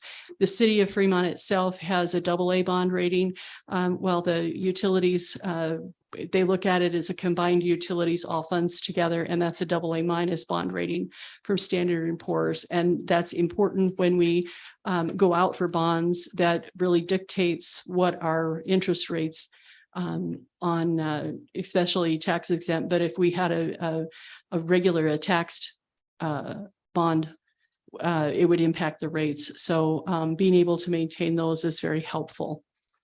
There is a section here that talks about economic factors and next year's budgets and rates. And then if you go 2 more pages, Laura, you'll start to see, this is the statement of net position, which in the average person's term, they might think of this as the balance sheet of the city. It is split out between governmental activities and business type activities. And it's a way that we could take this page and go compare ourselves to other communities. There are regulations and whatnot involved so that what we call something as a receivable, everybody else is calling the same thing a receivable. So it would be a good tool. That's one of the reasons why the Governmental Accounting Standards Board put this together, is it's not so much going to inform you as to your place in the world, but you could use it as a comparison for others. The next page is the statement of activities. That would be similar to an income statement, if you will. It does show the change, but it combines everything down to and boils it down to governmental funds and business type activities. So, it's very condensed, a very condensed view. As we move forward onto the next page, and Laura, is there a way, could you make this a little bit larger, please?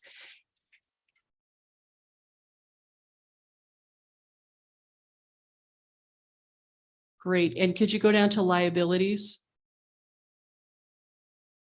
This is something, oops, a little too far.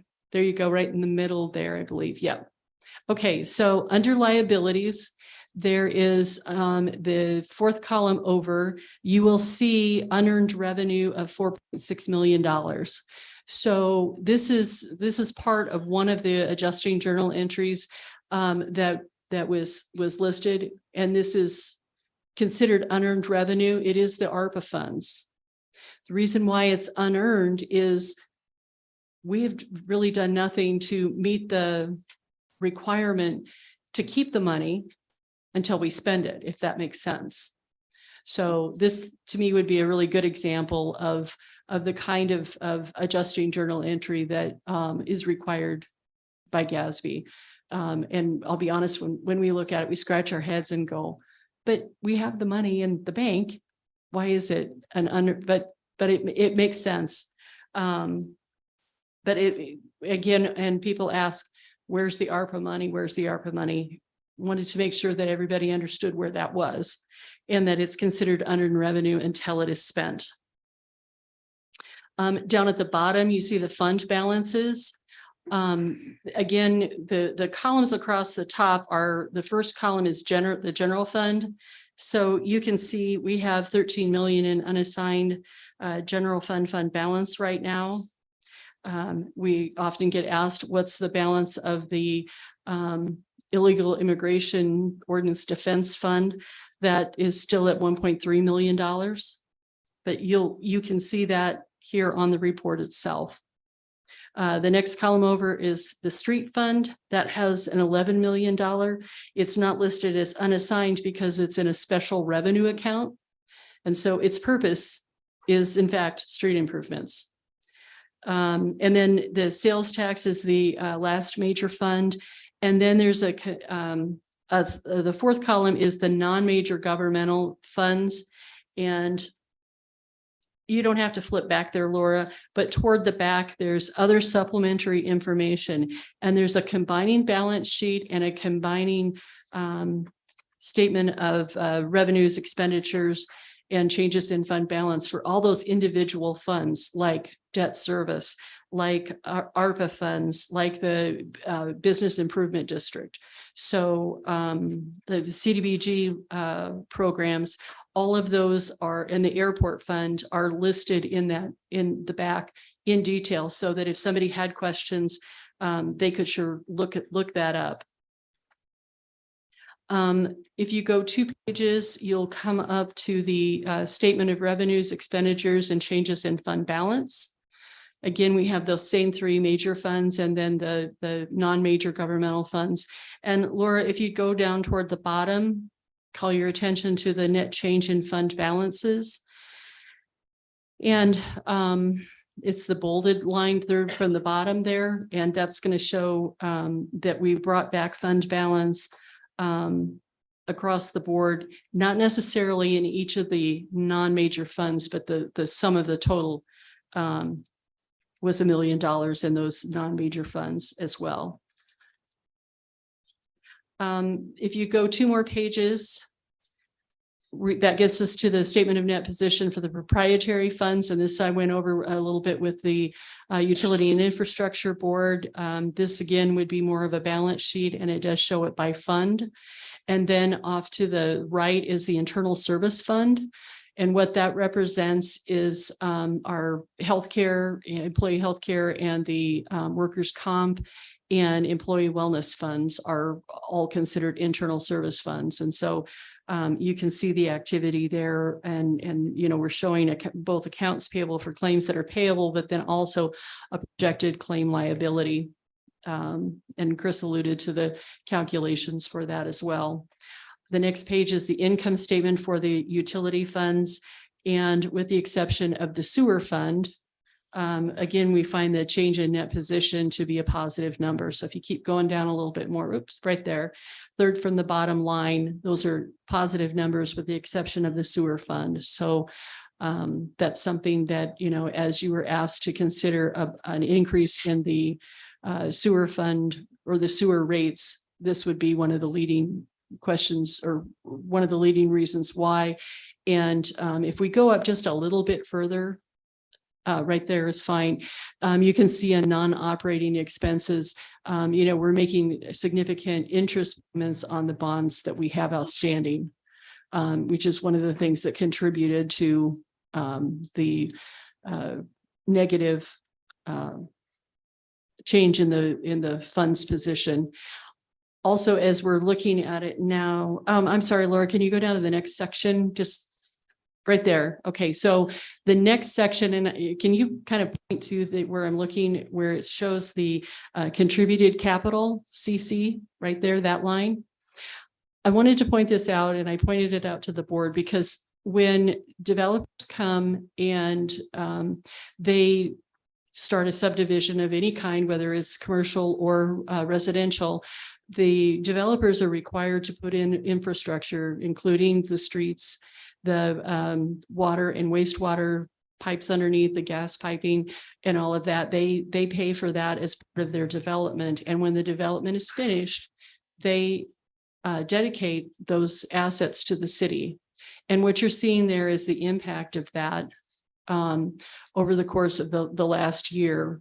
Now, the amount that's in contributed capital for the sewer fund would also include payments that are being made from predominantly Holstone, but I believe there might be some Costco contributions for some of the wastewater treatment plant improvements as well. On the very next page, Laura, another way to look at it is a statement of cash flows for proprietary funds. Again, so those are the utility funds, but I your attention to that first section that shows us cash flows of operating activities. And you can see basically that's just looking at it from a cash standpoint. How much did we collect from our customers? How much did we get from interfund services provided? That's where, for example, the electric fund bills, let's say the gas department for the usage to electric usage for the gas peak shaving plant, that kind of thing. So between those and then, contrasting it to the payments to suppliers and others in employees, you can see that from a cash standpoint, we're still doing quite well because we are bringing cash in more than is going out for operations. Let me say it that way. Where we see those numbers turn negative are more having to do with the capital and lease financing activities. That's the section below. You'll see the numbers there of the improvements that are being made and investments in fixed assets. If you would go 2 pages, that one, thank you. Fiduciary net position, and Chris alluded to this. This is something that showed up in the last audit report. And again, we're showing it here. It's considered a custodial fund. And that is what the Community Development Agency, the funds that are coming in for TIF and then going on to the either the developer or the person holding the bonds, the TIF bonds. That's where this activity is recorded. So if you went back to a 2020 audit, you'd find that in with the other non-major funds. 2021, we brought it out and now it's in a fiduciary net position.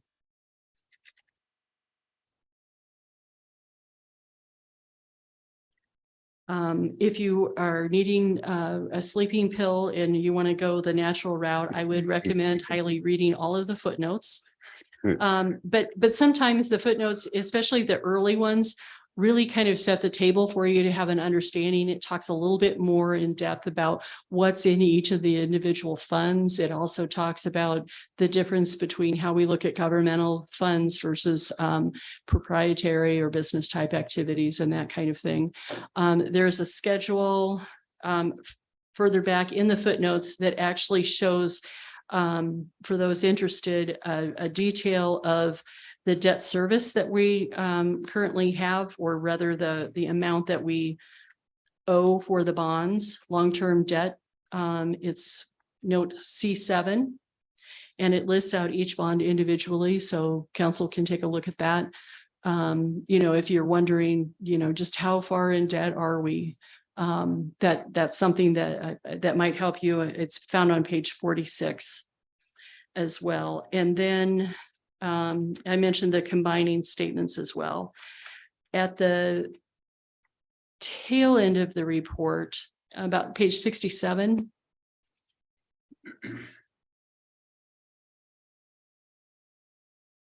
Go down maybe one.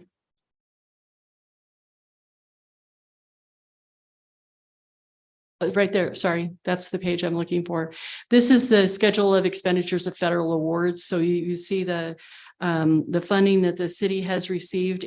But one thing that you'll notice on here is that it doesn't have ARPA. Now, this is something that is maybe new for some of you, but federal dollars, this report is not a list of dollars received from the federal government.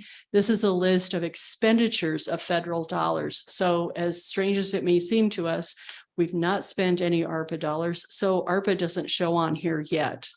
It will show as we spend the money. So just trying to catch a few questions that might come up as you have an opportunity to digest this report a little bit more. One other thing I would comment, I know that Chris has, that we've shared Chris's email with the city council, and you of course all have mine. More than happy to answer any follow-up questions that you might have on the document. If you'd like, you know, an individual, let's go through this together. I'd be happy to sit down and do that with any of the council. And again, I do apologize. I do recognize that it doesn't seem fair to say, here's a report, now receive it. But again, you're not expressing an opinion on it. It's not any different than receiving a letter that you might get, but it is always council's prerogative to do what you feel best. Any questions for me? Councilman Jensen? Yeah, just a couple quick little things. I was at the utility infrastructure meeting today. I did hear something. The AA- bond rating that we have on our utility side is the highest possible we can get, being a coal-fired plant. Is that not correct? That's our understanding from Standard & Poor's, yes. And in order to make this available to the public on our website tomorrow, we need to receive this tonight. Is that not correct? That if you would like me not to put it out until council has received it, I can sure wait to do that. But my thought is, it was on the agenda to discuss that it would be best to get, as I emailed it to you, I think it best to get it to the public as well. Well, I agree. I would say the action required tonight is pretty clear. Thank you. Councilman Vaughn. So if we were to wait another 2 weeks to receive this, would anything change? Would anything be different? Would any of the numbers change? No. Substantively? I would say no, but it's management's report and Forvis's report. And from management standpoint, I would say no. Thank you. Right, yeah, just to clear, I mean, the opinion is dated and the audit work is done. And so everything was dated as of the date. So it would just be a matter of the date you receive it would be different, but everything within the report would be the same. Correct. Okay. Could I just say one more thing, because I apologize, but I do want to make sure that the accounting staff that has been working very hard on this, I really can't take a ton of credit. Dan Goebel did a lot of the work, and the folks up in accounting right now, as we've said, we've got 3 positions open. We have senior accountant Kristen Klingsik has been working long hours. Hers is one of the white cars you see out there later, working on this while also trying to keep the day-to-day things going. We have our accountant, Laura Anderson. She was really instrumental in getting the lease standard implemented for us. Worked closely with Forbes to get that done. As someone new to the organization, it just made sense to get her started on that.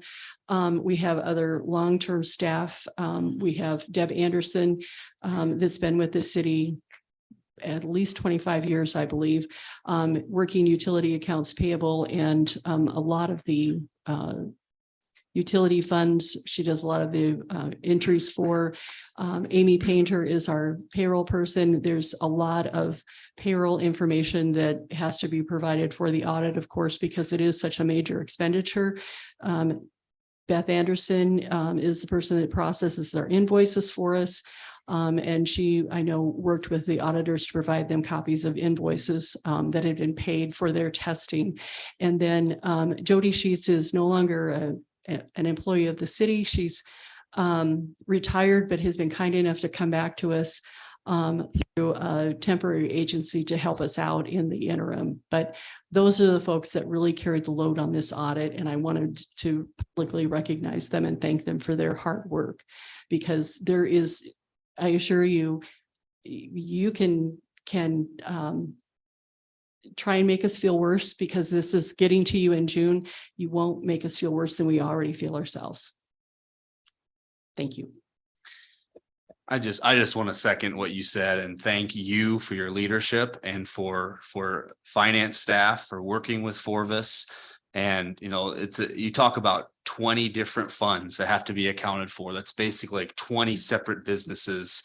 And, you know, governments are different than private industry. And, you know, the hard work that it took in being short staffed to get to this point is a tremendous job. And to have a clean audit, you know, we talked about in the UIB meeting, which I was there are some cities, you know, that this is a problem going on nationwide where they're years behind, you know, years. And, you know, I know that there are also cities in Nebraska struggling to find auditors to actually audit their, you know, so, you know, I want to thank the partnership between the city and Forvis and the staff and to get this done and to, you know, I appreciate the work and thank you for that. I'll open it up for public comment.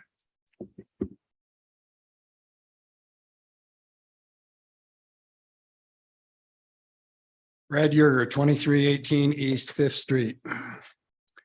I'd like to start by saying I too can appreciate the work that's been done by Forvis in the city. It's a monumental task. It always has been. And so 7 months worth of work, definitely appreciated. But I wanted to point out a few things that give me some real concern about what's happening tonight. The preliminary agenda that came out for this meeting said that the audit report would come out on Friday. It did not. As a member of the public, I have a right to review the material that comes before you. It's called packet material. This was supposed to be in there. It was not. You began this discussion without receiving a document that you received at 5:22 p.m. tonight. You didn't put it in the record before it was even discussed. That would seem to be a problem with regards to open meetings law. And if in fact you had done so, to Mr. Jensen's concern, it would be in Mr. Tyler's file for having received the document already for purposes of discussion at tonight's meeting. And it would have been available to the public in the website immediately upon posting in that regard. There appears to be, I hadn't checked it myself, but I've been told that there's no public copy on the wall. A requirement. Packet material is supposed to at least have one copy on the wall. That includes what you were discussing this evening. Didn't happen.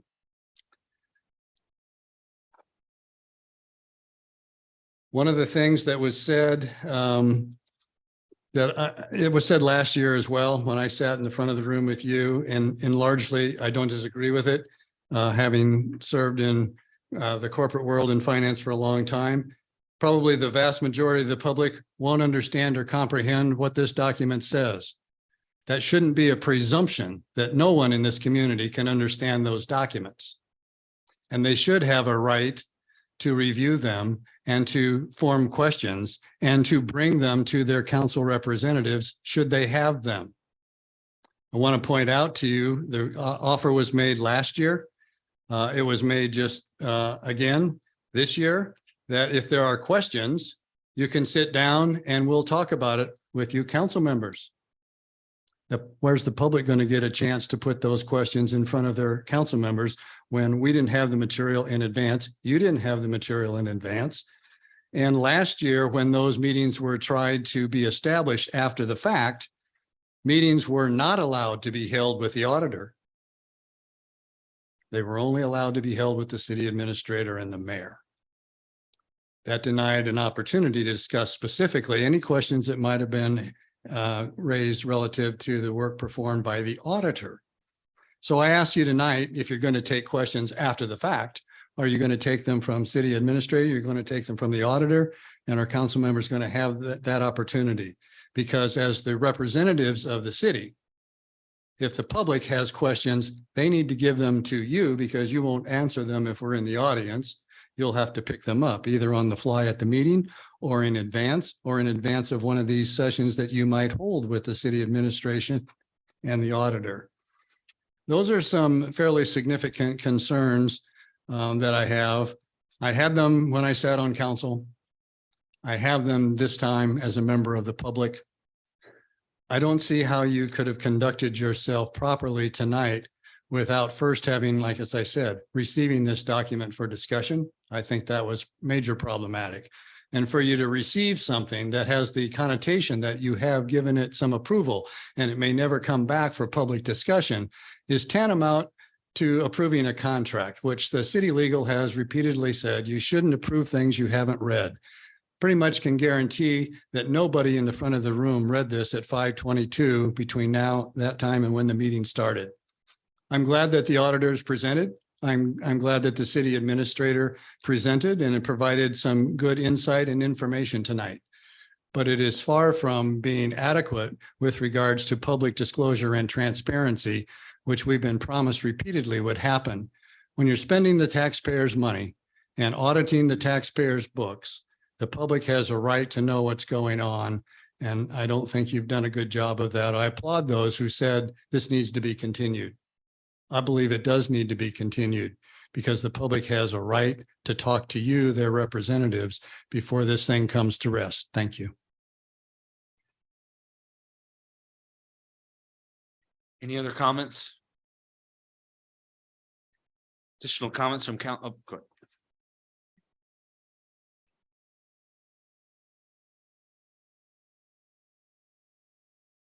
Gene Schultz, 2306 Gene Drive. I'll be real brief.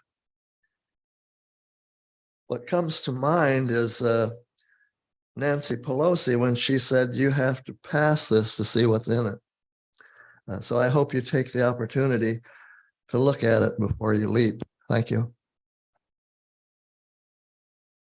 Are there any other comments from the public? Okay, additional comments from council. Councilman Ellis.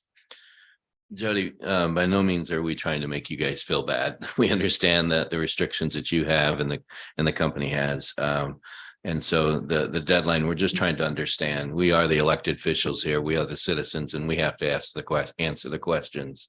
And that's what I'm here to say tonight is we as a council don't get a whole lot of input or at least insight into the financials of the city. And so this one report is kind of fundamental, our whole look into how this city is run.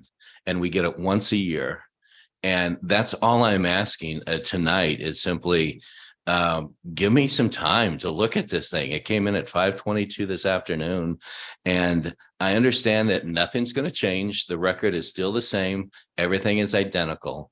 But for us as a council to accept and receive this document and not have any other discussion over it, if we can just plan a very short agenda item for next meeting, receive the document, if there are any questions for Jody, and go on. It's just the perception of this council that we're simply going to receive a document that was given to us an hour and a half before meeting, and that's it. That's just it. The perception of the community is just not going to be satisfied with this. And so I'm just asking the council tonight to just continue this motion or continue this the receiving of the document until next week. Nothing's going to be harmed. You can still submit it to the state. Is that correct?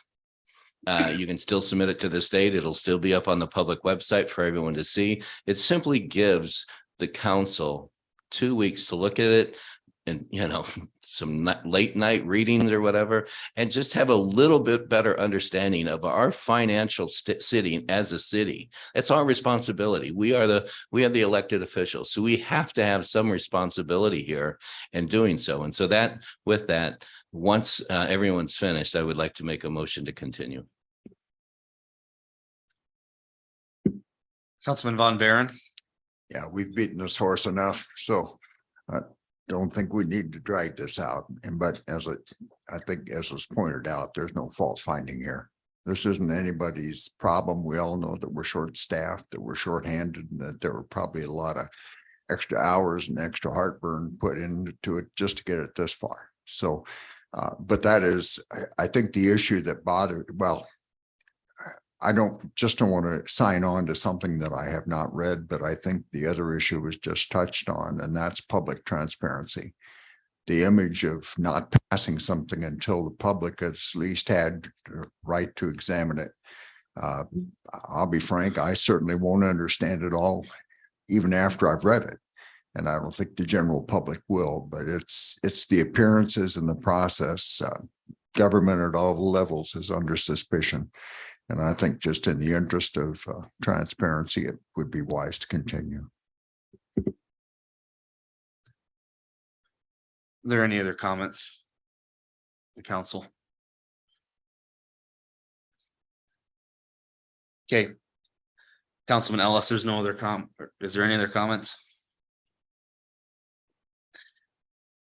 Okay, I'll take a motion. Okay, there's a motion to continue by Councilman Ellis. Is there a second?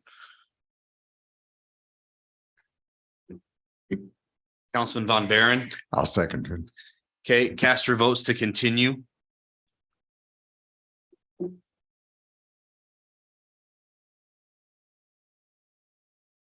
Motion carries 5-2, Mayor. Thank you. Okay, we'll move on to item 24. It's resolution 2023-136, accepting donation from Archer Daniels Midland Company for fire department equipment.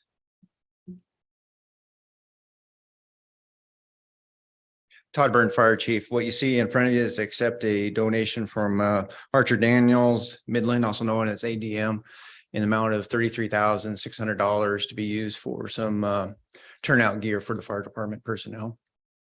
Questions for Chief Byrne? Okay, thank you, Chief. Comments from the public on this item? Okay, any additional comments from council? I would take a motion. Councilman Sukram. I'll make the motion for resolution 2023-136. Councilman Jensen. Second. Okay, cast your votes. Motion carries 7-0, Mayor. Item 25 is resolution 2023-147, awarding the contract for purchase of council chamber audio video solutions to BizCo. Thank you, Mayor and Council.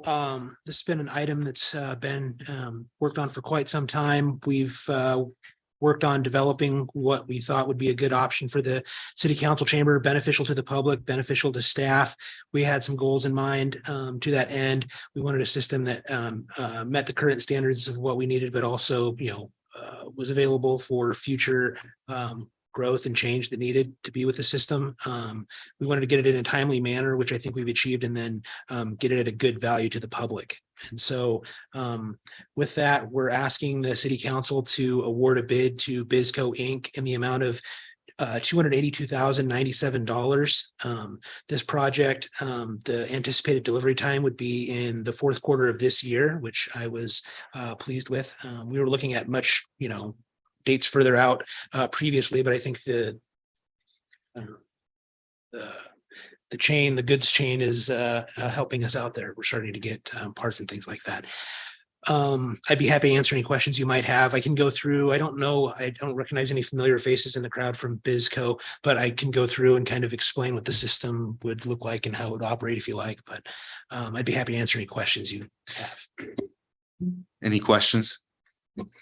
Councilman Ellis? Yeah, can you just give us an overview of what that 282 is going to get us? Sure. So there's a schematic in the backup documents, but it kind of doesn't really, if you know those kind of documents, it's helpful, but ultimately there's going to be a number of screens in the council chamber. There's going to be a large viewing screen on the back on that wall where the city of Fremont banner is currently, so that the crowd can see there. There's going to be a very large screen along this wall, larger than the screen. It's a large LED screen.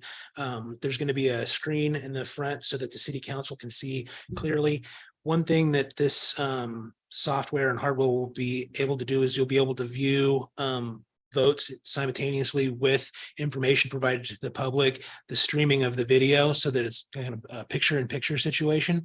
The other advantageous part of this is there's not going to be a need for an additional staff member to choose which camera. It's auto tracking. So the new voting hardware, when you select a button, it anticipates who the next person in line to speak is.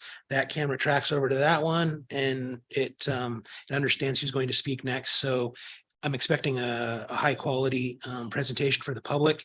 Post-COVID, it seems like the expectation of the public is to make sure that this is streamed. Part of it is, being able to operate in the event of an emergency situation. One of the add-ons that we are recommending is to be able to have a remote station so that if we can't have people together in one room, there's basically like a go bag where there can be a meeting broadcast to an alternate location such as Christensen Field, which we've done in the past with, the Costco and things like that, so that the city council can be here, communicate with a remote location where, people could potentially be distance apart. You can't really anticipate all, hopefully we don't have another COVID and you don't know what the next emergency is going to be. But hopefully with having that flexibility, we find that we can take advantage of that in the future. There'll be an updated podium, new voting boxes. There is going to be, a learning curve to doing this. I'm anticipating, sitting down, having training sessions with the council about how to use the new voting hardware. Really, that's, I think that's hits all the high points. So also there is going to be, for people who have difficulty hearing, there's going to be, I know there was some issues with that where people, may not be able to hear well in the crowd. There's going to be headphones that people can wear who are hard of hearing. So that's one thing that we heard that we wanted to make an option. So.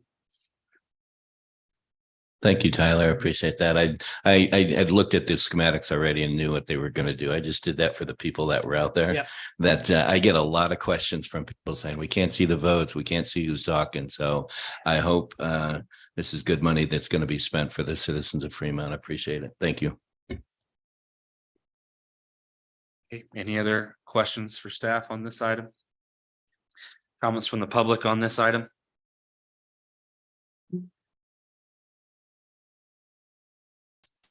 Red Yerger, 2318 East Fifth Street. I just have one question because that was quite thorough, Tyler, and thank you for that. A lot of good additions.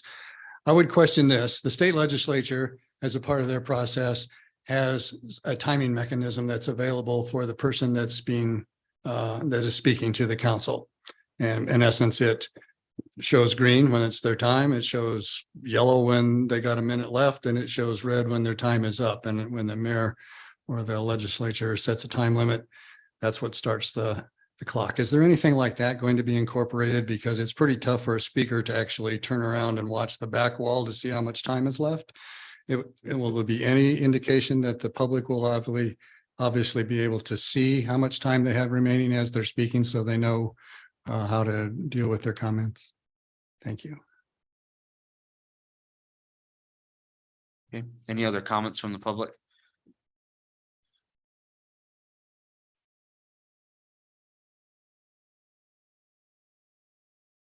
Gene Schultz, 2306 Gene Drive. Well, as someone who has a frequency loss. I'm glad to hear that you're trying to do something. And I tried to look at the schematics. It sounds like there's going to be extra speakers available than upgraded from what we have now. And you said something about there's going to be some assistive for hearing. Is that something that we'd have to have some special equipment to go with that? And it looks like the date of this might be 23 or 24 before it gets all done. So I'll probably have hearing aids before that comes. So, but that'll probably help that too. So thank you.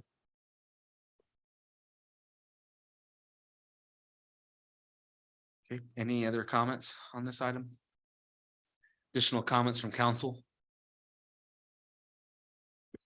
Councilman Jensen, There's no other comments. I'll make the motion to approve resolution 2023-147. Councilman Dinkins, I'll second that. cast your votes.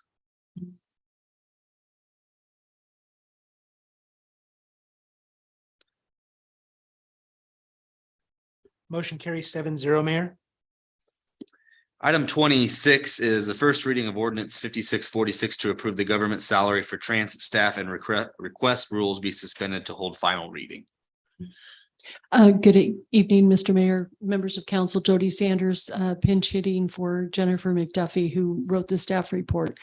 As you can see, the staff report indicates we, as the city, are taking on the responsibility of the public transit system previously provided by ANOA, Eastern Nebraska Office on Aging.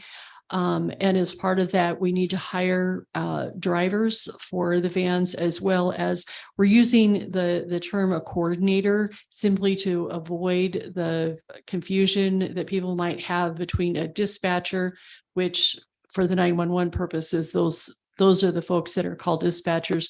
This would be someone that would be receiving the calls for the transportation and forwarding that on. There's some software that the state has that we'll be using that will allow the dispatcher to communicate with the van driver. The way that Jennifer and Nick Hansen, the Parks and Rec director, approach this is that they looked at Columbus currently has a public transportation system. And so we looked at what they were paying their bus drivers and dispatchers, as well as considering what ANOA was paying, that would inform us a little bit about, what level that should be at, and came forward with what you see before you tonight. The importance of going to final reading tonight for this is so that those are in place and we can get this position posted to get folks hired before the July 1st date. We have some folks that have stepped up and said that they're interested, but we really can't move forward until we know for certain that we have an ordinance that outlines what they will be paid. As long as we're talking about this as well, when Nick and Angie Olson, those two have done a yeoman's effort on my behalf, working on getting this together to implement this. They met with representatives from the DOT from the state earlier this week, and the state expressed concerns that we weren't hiring also someone, whether it's called a manager or a director, but they wanted someone else involved in the process. And our take on this, we are listening to what they're saying, but we really don't know what the volume will be. And so between Angie and Nick, this is how we're starting out. Obviously, if we get slammed, we're purchasing 3 vans. If we get slammed, we will post and we'll bring back a salary ordinance asking for that transit manager at a later time. So I just didn't want to surprise you if that comes back. But for tonight, we're just simply hiring a coordinator, dispatcher, and then a couple of van drivers. Thank you for that report. Councilman Ellis. If I remember right, this salary is going to be 80% supported by state and federal, My understanding it's 90%, isn't it? Yeah, 90%. 90, the salaries are 90%. Operational costs are Yes. 90%. Thank you. Any other questions? Okay, comments from the public on this? Seeing none additional comments from council. If there are none, I would take a motion. This would be to introduce and hold first reading. Councilman Jensen. I'll make the motion, introduce and hold first reading. Or it's, let me look it up. 5646. Councilman Sukram. I will second. Okay, cast your votes.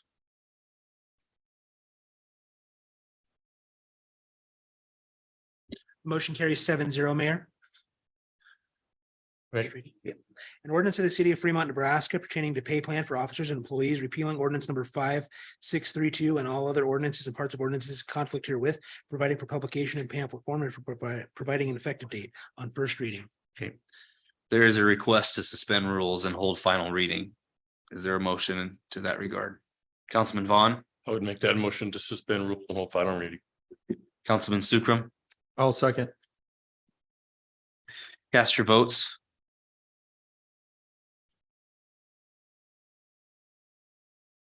Motion carries 7-0, Mayor.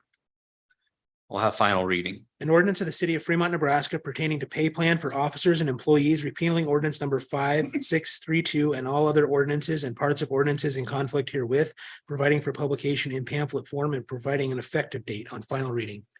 Okay. Cast your vote.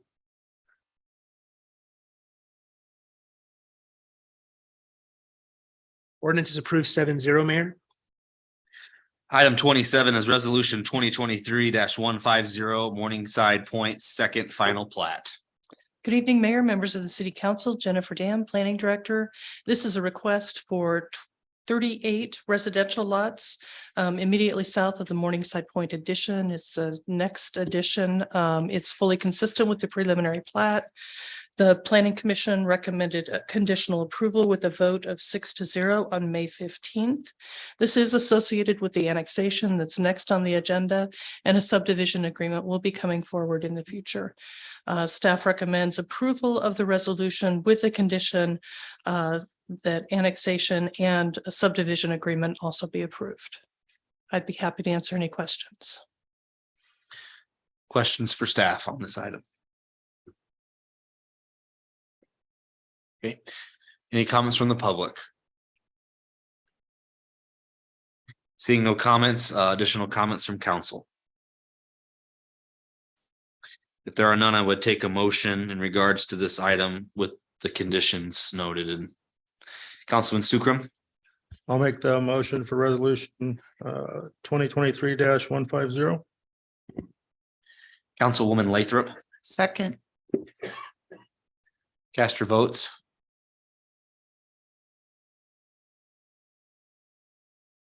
Motion carries 7-0, Mayor.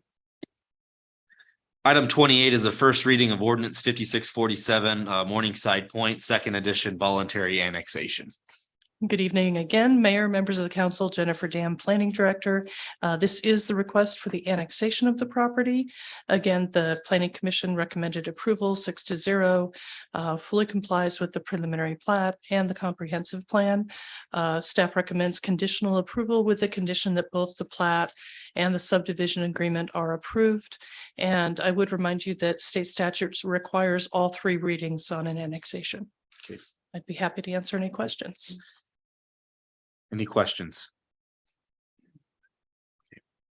Thank you. Comments from the public on this item? Seeing no comments, additional comments from council. If there are none, I would take a motion to introduce ordinance 5647. Councilman Sukram, I'll make the motion for first reading of ordinance 5647. Councilman Vaughn, And I will second. cast your votes.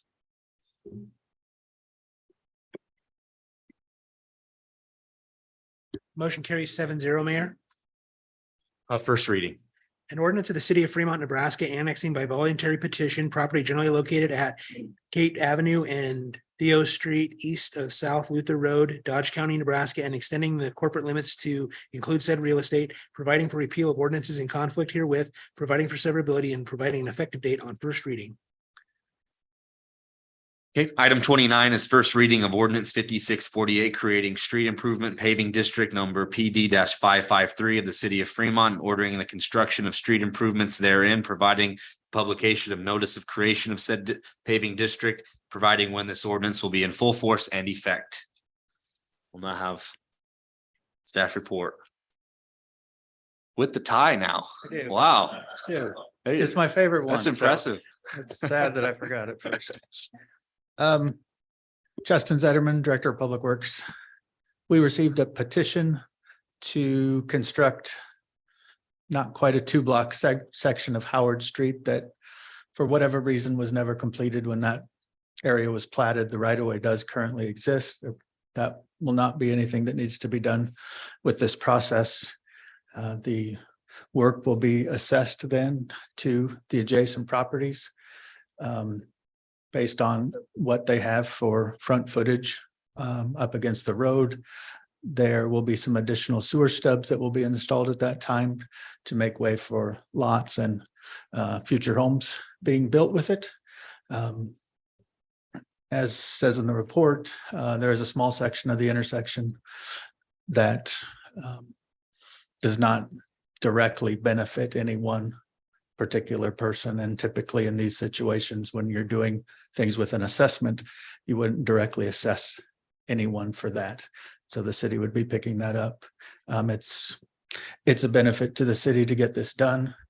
There are currently 21 single-family homes and 12 duplexes that only have one access point. That's through Garden City Road, and 45 dwelling units without a secondary access just isn't a safe condition. And this will help the city to get that taken care of and cleared up, and as well as open up more ground in the future for new homes. Happy to answer any questions. Questions for Mr. Zetterman, Councilman Von Baeren. Justin, I'm still playing my newbie card. Okay. So I'm just trying to understand. If this were development, the streets would be in, and then they would be turned over to the city, and that would become our maintenance and that kind of thing. Trying to understand, why weren't these paved originally? I'm sure there's a reason. I'm just not connecting the dots. I can't speak to that. I don't even know how long ago that was. There are a couple houses on here that are over 100 years old. And I apologize. I don't know off the top of my head when that plat was done. But for whatever reason, that decision was made to not pave the street at that time, whether it was because there was nothing on the west side at that time. I don't know, but it needs to be done, and this will help give us a mechanism to get it done. So at 100 years, I would assume we can't go back on the developer. Well, in a sense, each lot kind of pays for their bit of the road, whether it's the developer or the assessment, and we're going to do that now. So. Thank you. Any other questions? Comments from the public on this item? Okay, seeing none, comments from council. Councilman Jensen. I'll go ahead and make the motion. I was wondering if this is good to go to third reading, but I'll make the motion in order for the first reading on 5648. Okay. Before that, is there issue on going to final reading tonight on this item, just with the paving district? After it's supposed to be published, so it won't go into effect until the objections can be made within 30 days of. Well, let's go first and then take the second. All right, motion to introduce. Is there a second? Councilman Sukram. I'll make a second. Okay, cast your votes.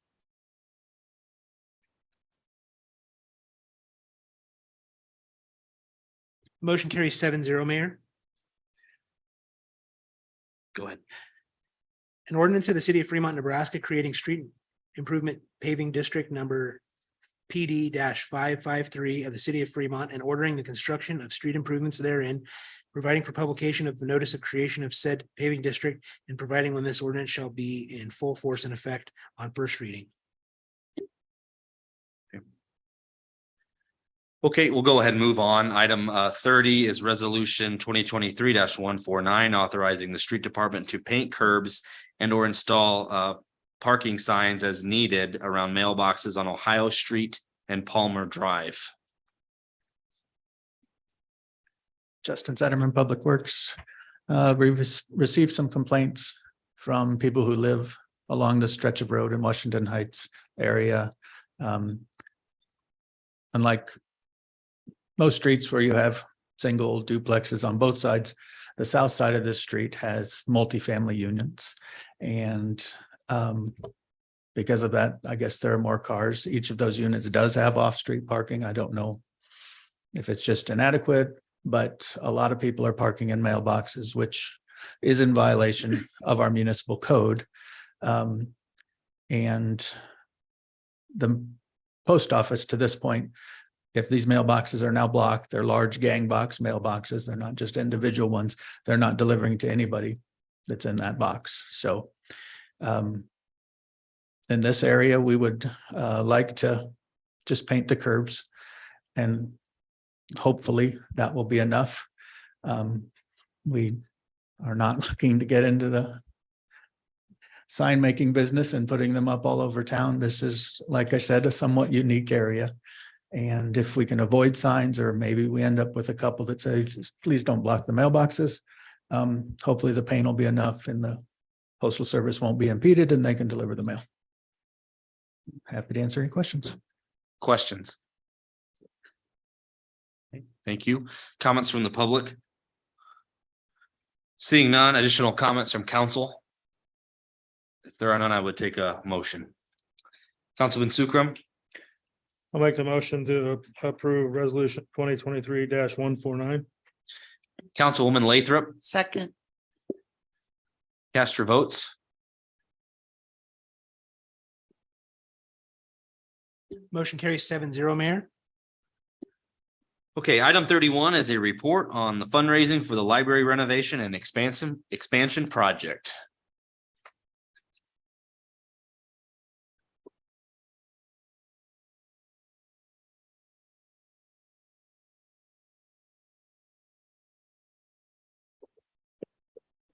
Good evening, Mayor and City Council. Laura England Biggs, Library Director, Keene Memorial Library. I'm here tonight with Linda McLean, our Library Advisory Board President, Denise Kai, who is the President of the Friends of Keene Memorial Library Board, and Bart Thompson with Rainwood Development Partners, who functions as our owner's rep for the project. We're here to give you a high-level overview of where things stand with the fundraising for the expansion and renovation project.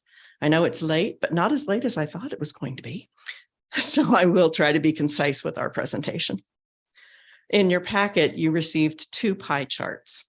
The one on page 399 labeled Keene Memorial Library Expansion Funding as of 6/7/2023 shows you where the funds for the total project cost, which has been set at $10,767,698, are coming from, and where we do have a deficit, which is the red section of the pie chart.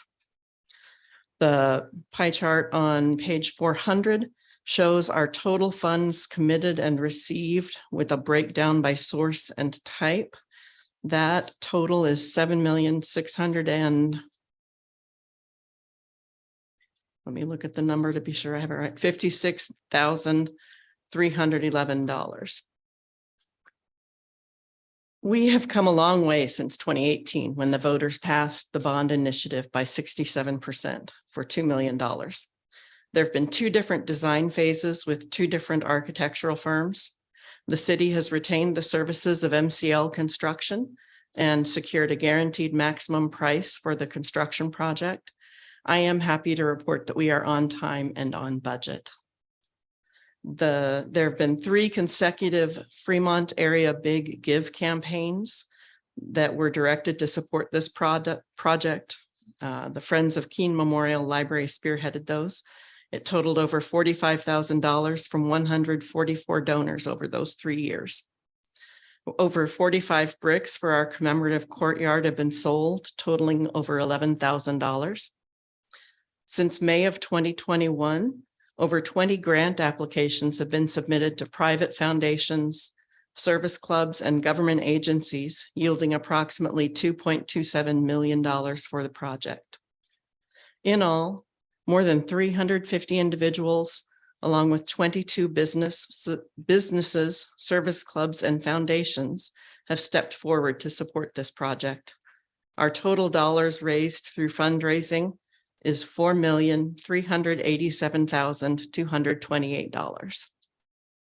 Most of that work has been done in the past 2 years by a small team of first-time fundraisers, including myself, Linda McLean, Mayor Spellerberg, and the Friends of Keene Memorial Library. And we're not done. The fundraising committee is drafting a letter to our current major donors, updating them on the status of the project. I've reached out to MCL, and the mayor is going to be scheduling a tour of the library worksite for the council so you can see the progress that's been made. You may be seeing the beautiful stonework on the exterior when you drive by, but I promise you, the interior changes are even more impressive. The fundraising committee is planning a sneak peek event for donors in late October or early November to showcase the results of their philanthropy and encourage further donations to the project. I recently met with Bart Thompson from Rainwood and the folks from MCL to look at the hard and soft costs for the project. We are recommending some proposed cuts as seen in a document that I would like to ask you to receive into the record. Okay. Councilman Jensen, Motion to receive. Councilman Vaughn. I was sick. Okay, cast your votes.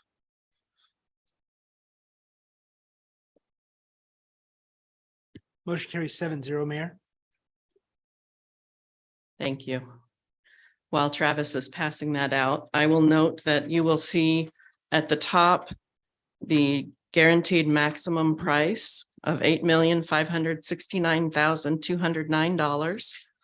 At the bottom 2/3 of the page, you have owner provided budget items, hard and soft costs.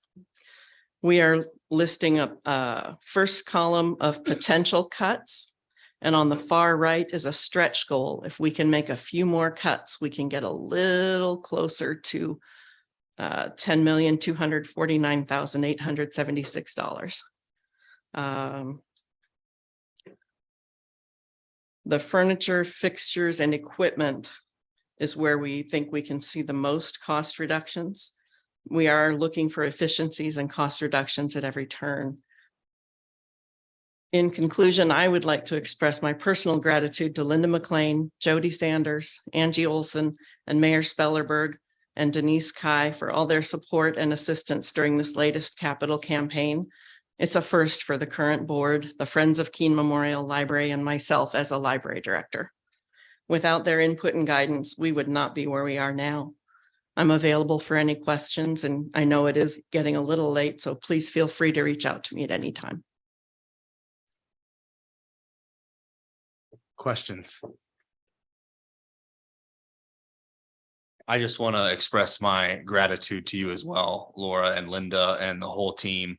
Fundraising is hard work, very hard work. And when we started this project out, we had the bond issue and we had a gap. And so you're looking at, $7-8 million and to get this project going and off the ground. And it was phone calls and it was meetings and it was events and it was hours upon hours of grant writing and by you and Linda, and just the effort and the community support behind getting that off the ground. It took the whole community to be able to do that and to be able to drive by there and see the progress being made and to know the long-term community impact that new library is going to have on Fremont for decades into the future. It's something all of us in this community should be very, very proud of. And I just want to say thank you for all your hard work that you've put in.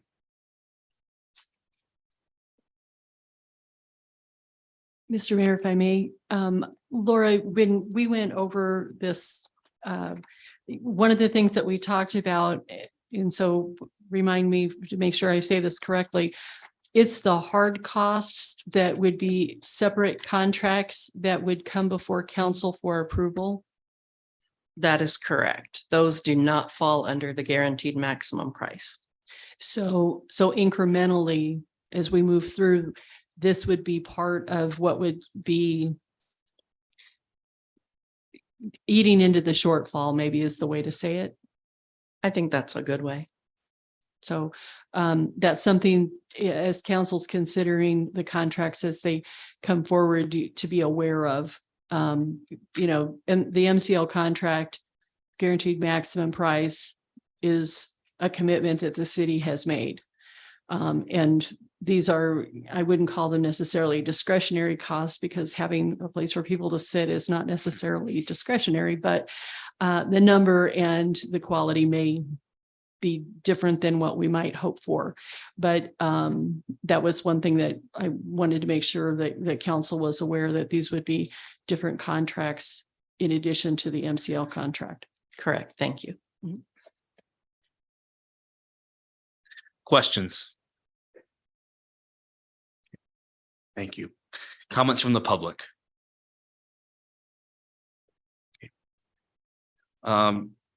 This was a report on the fundraising. Is there any action necessary, legal?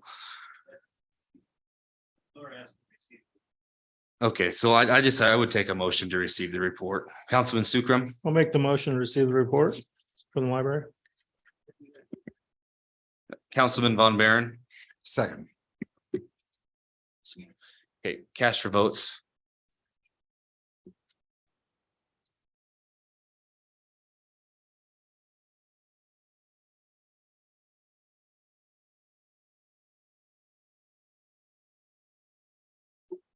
The motion carries 7-0, Mayor.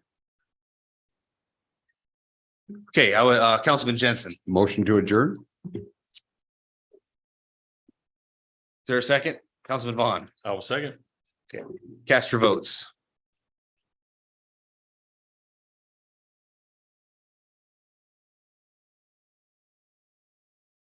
Motion carries 7-0, Mayor. We are adjourned. Have a good night, everyone.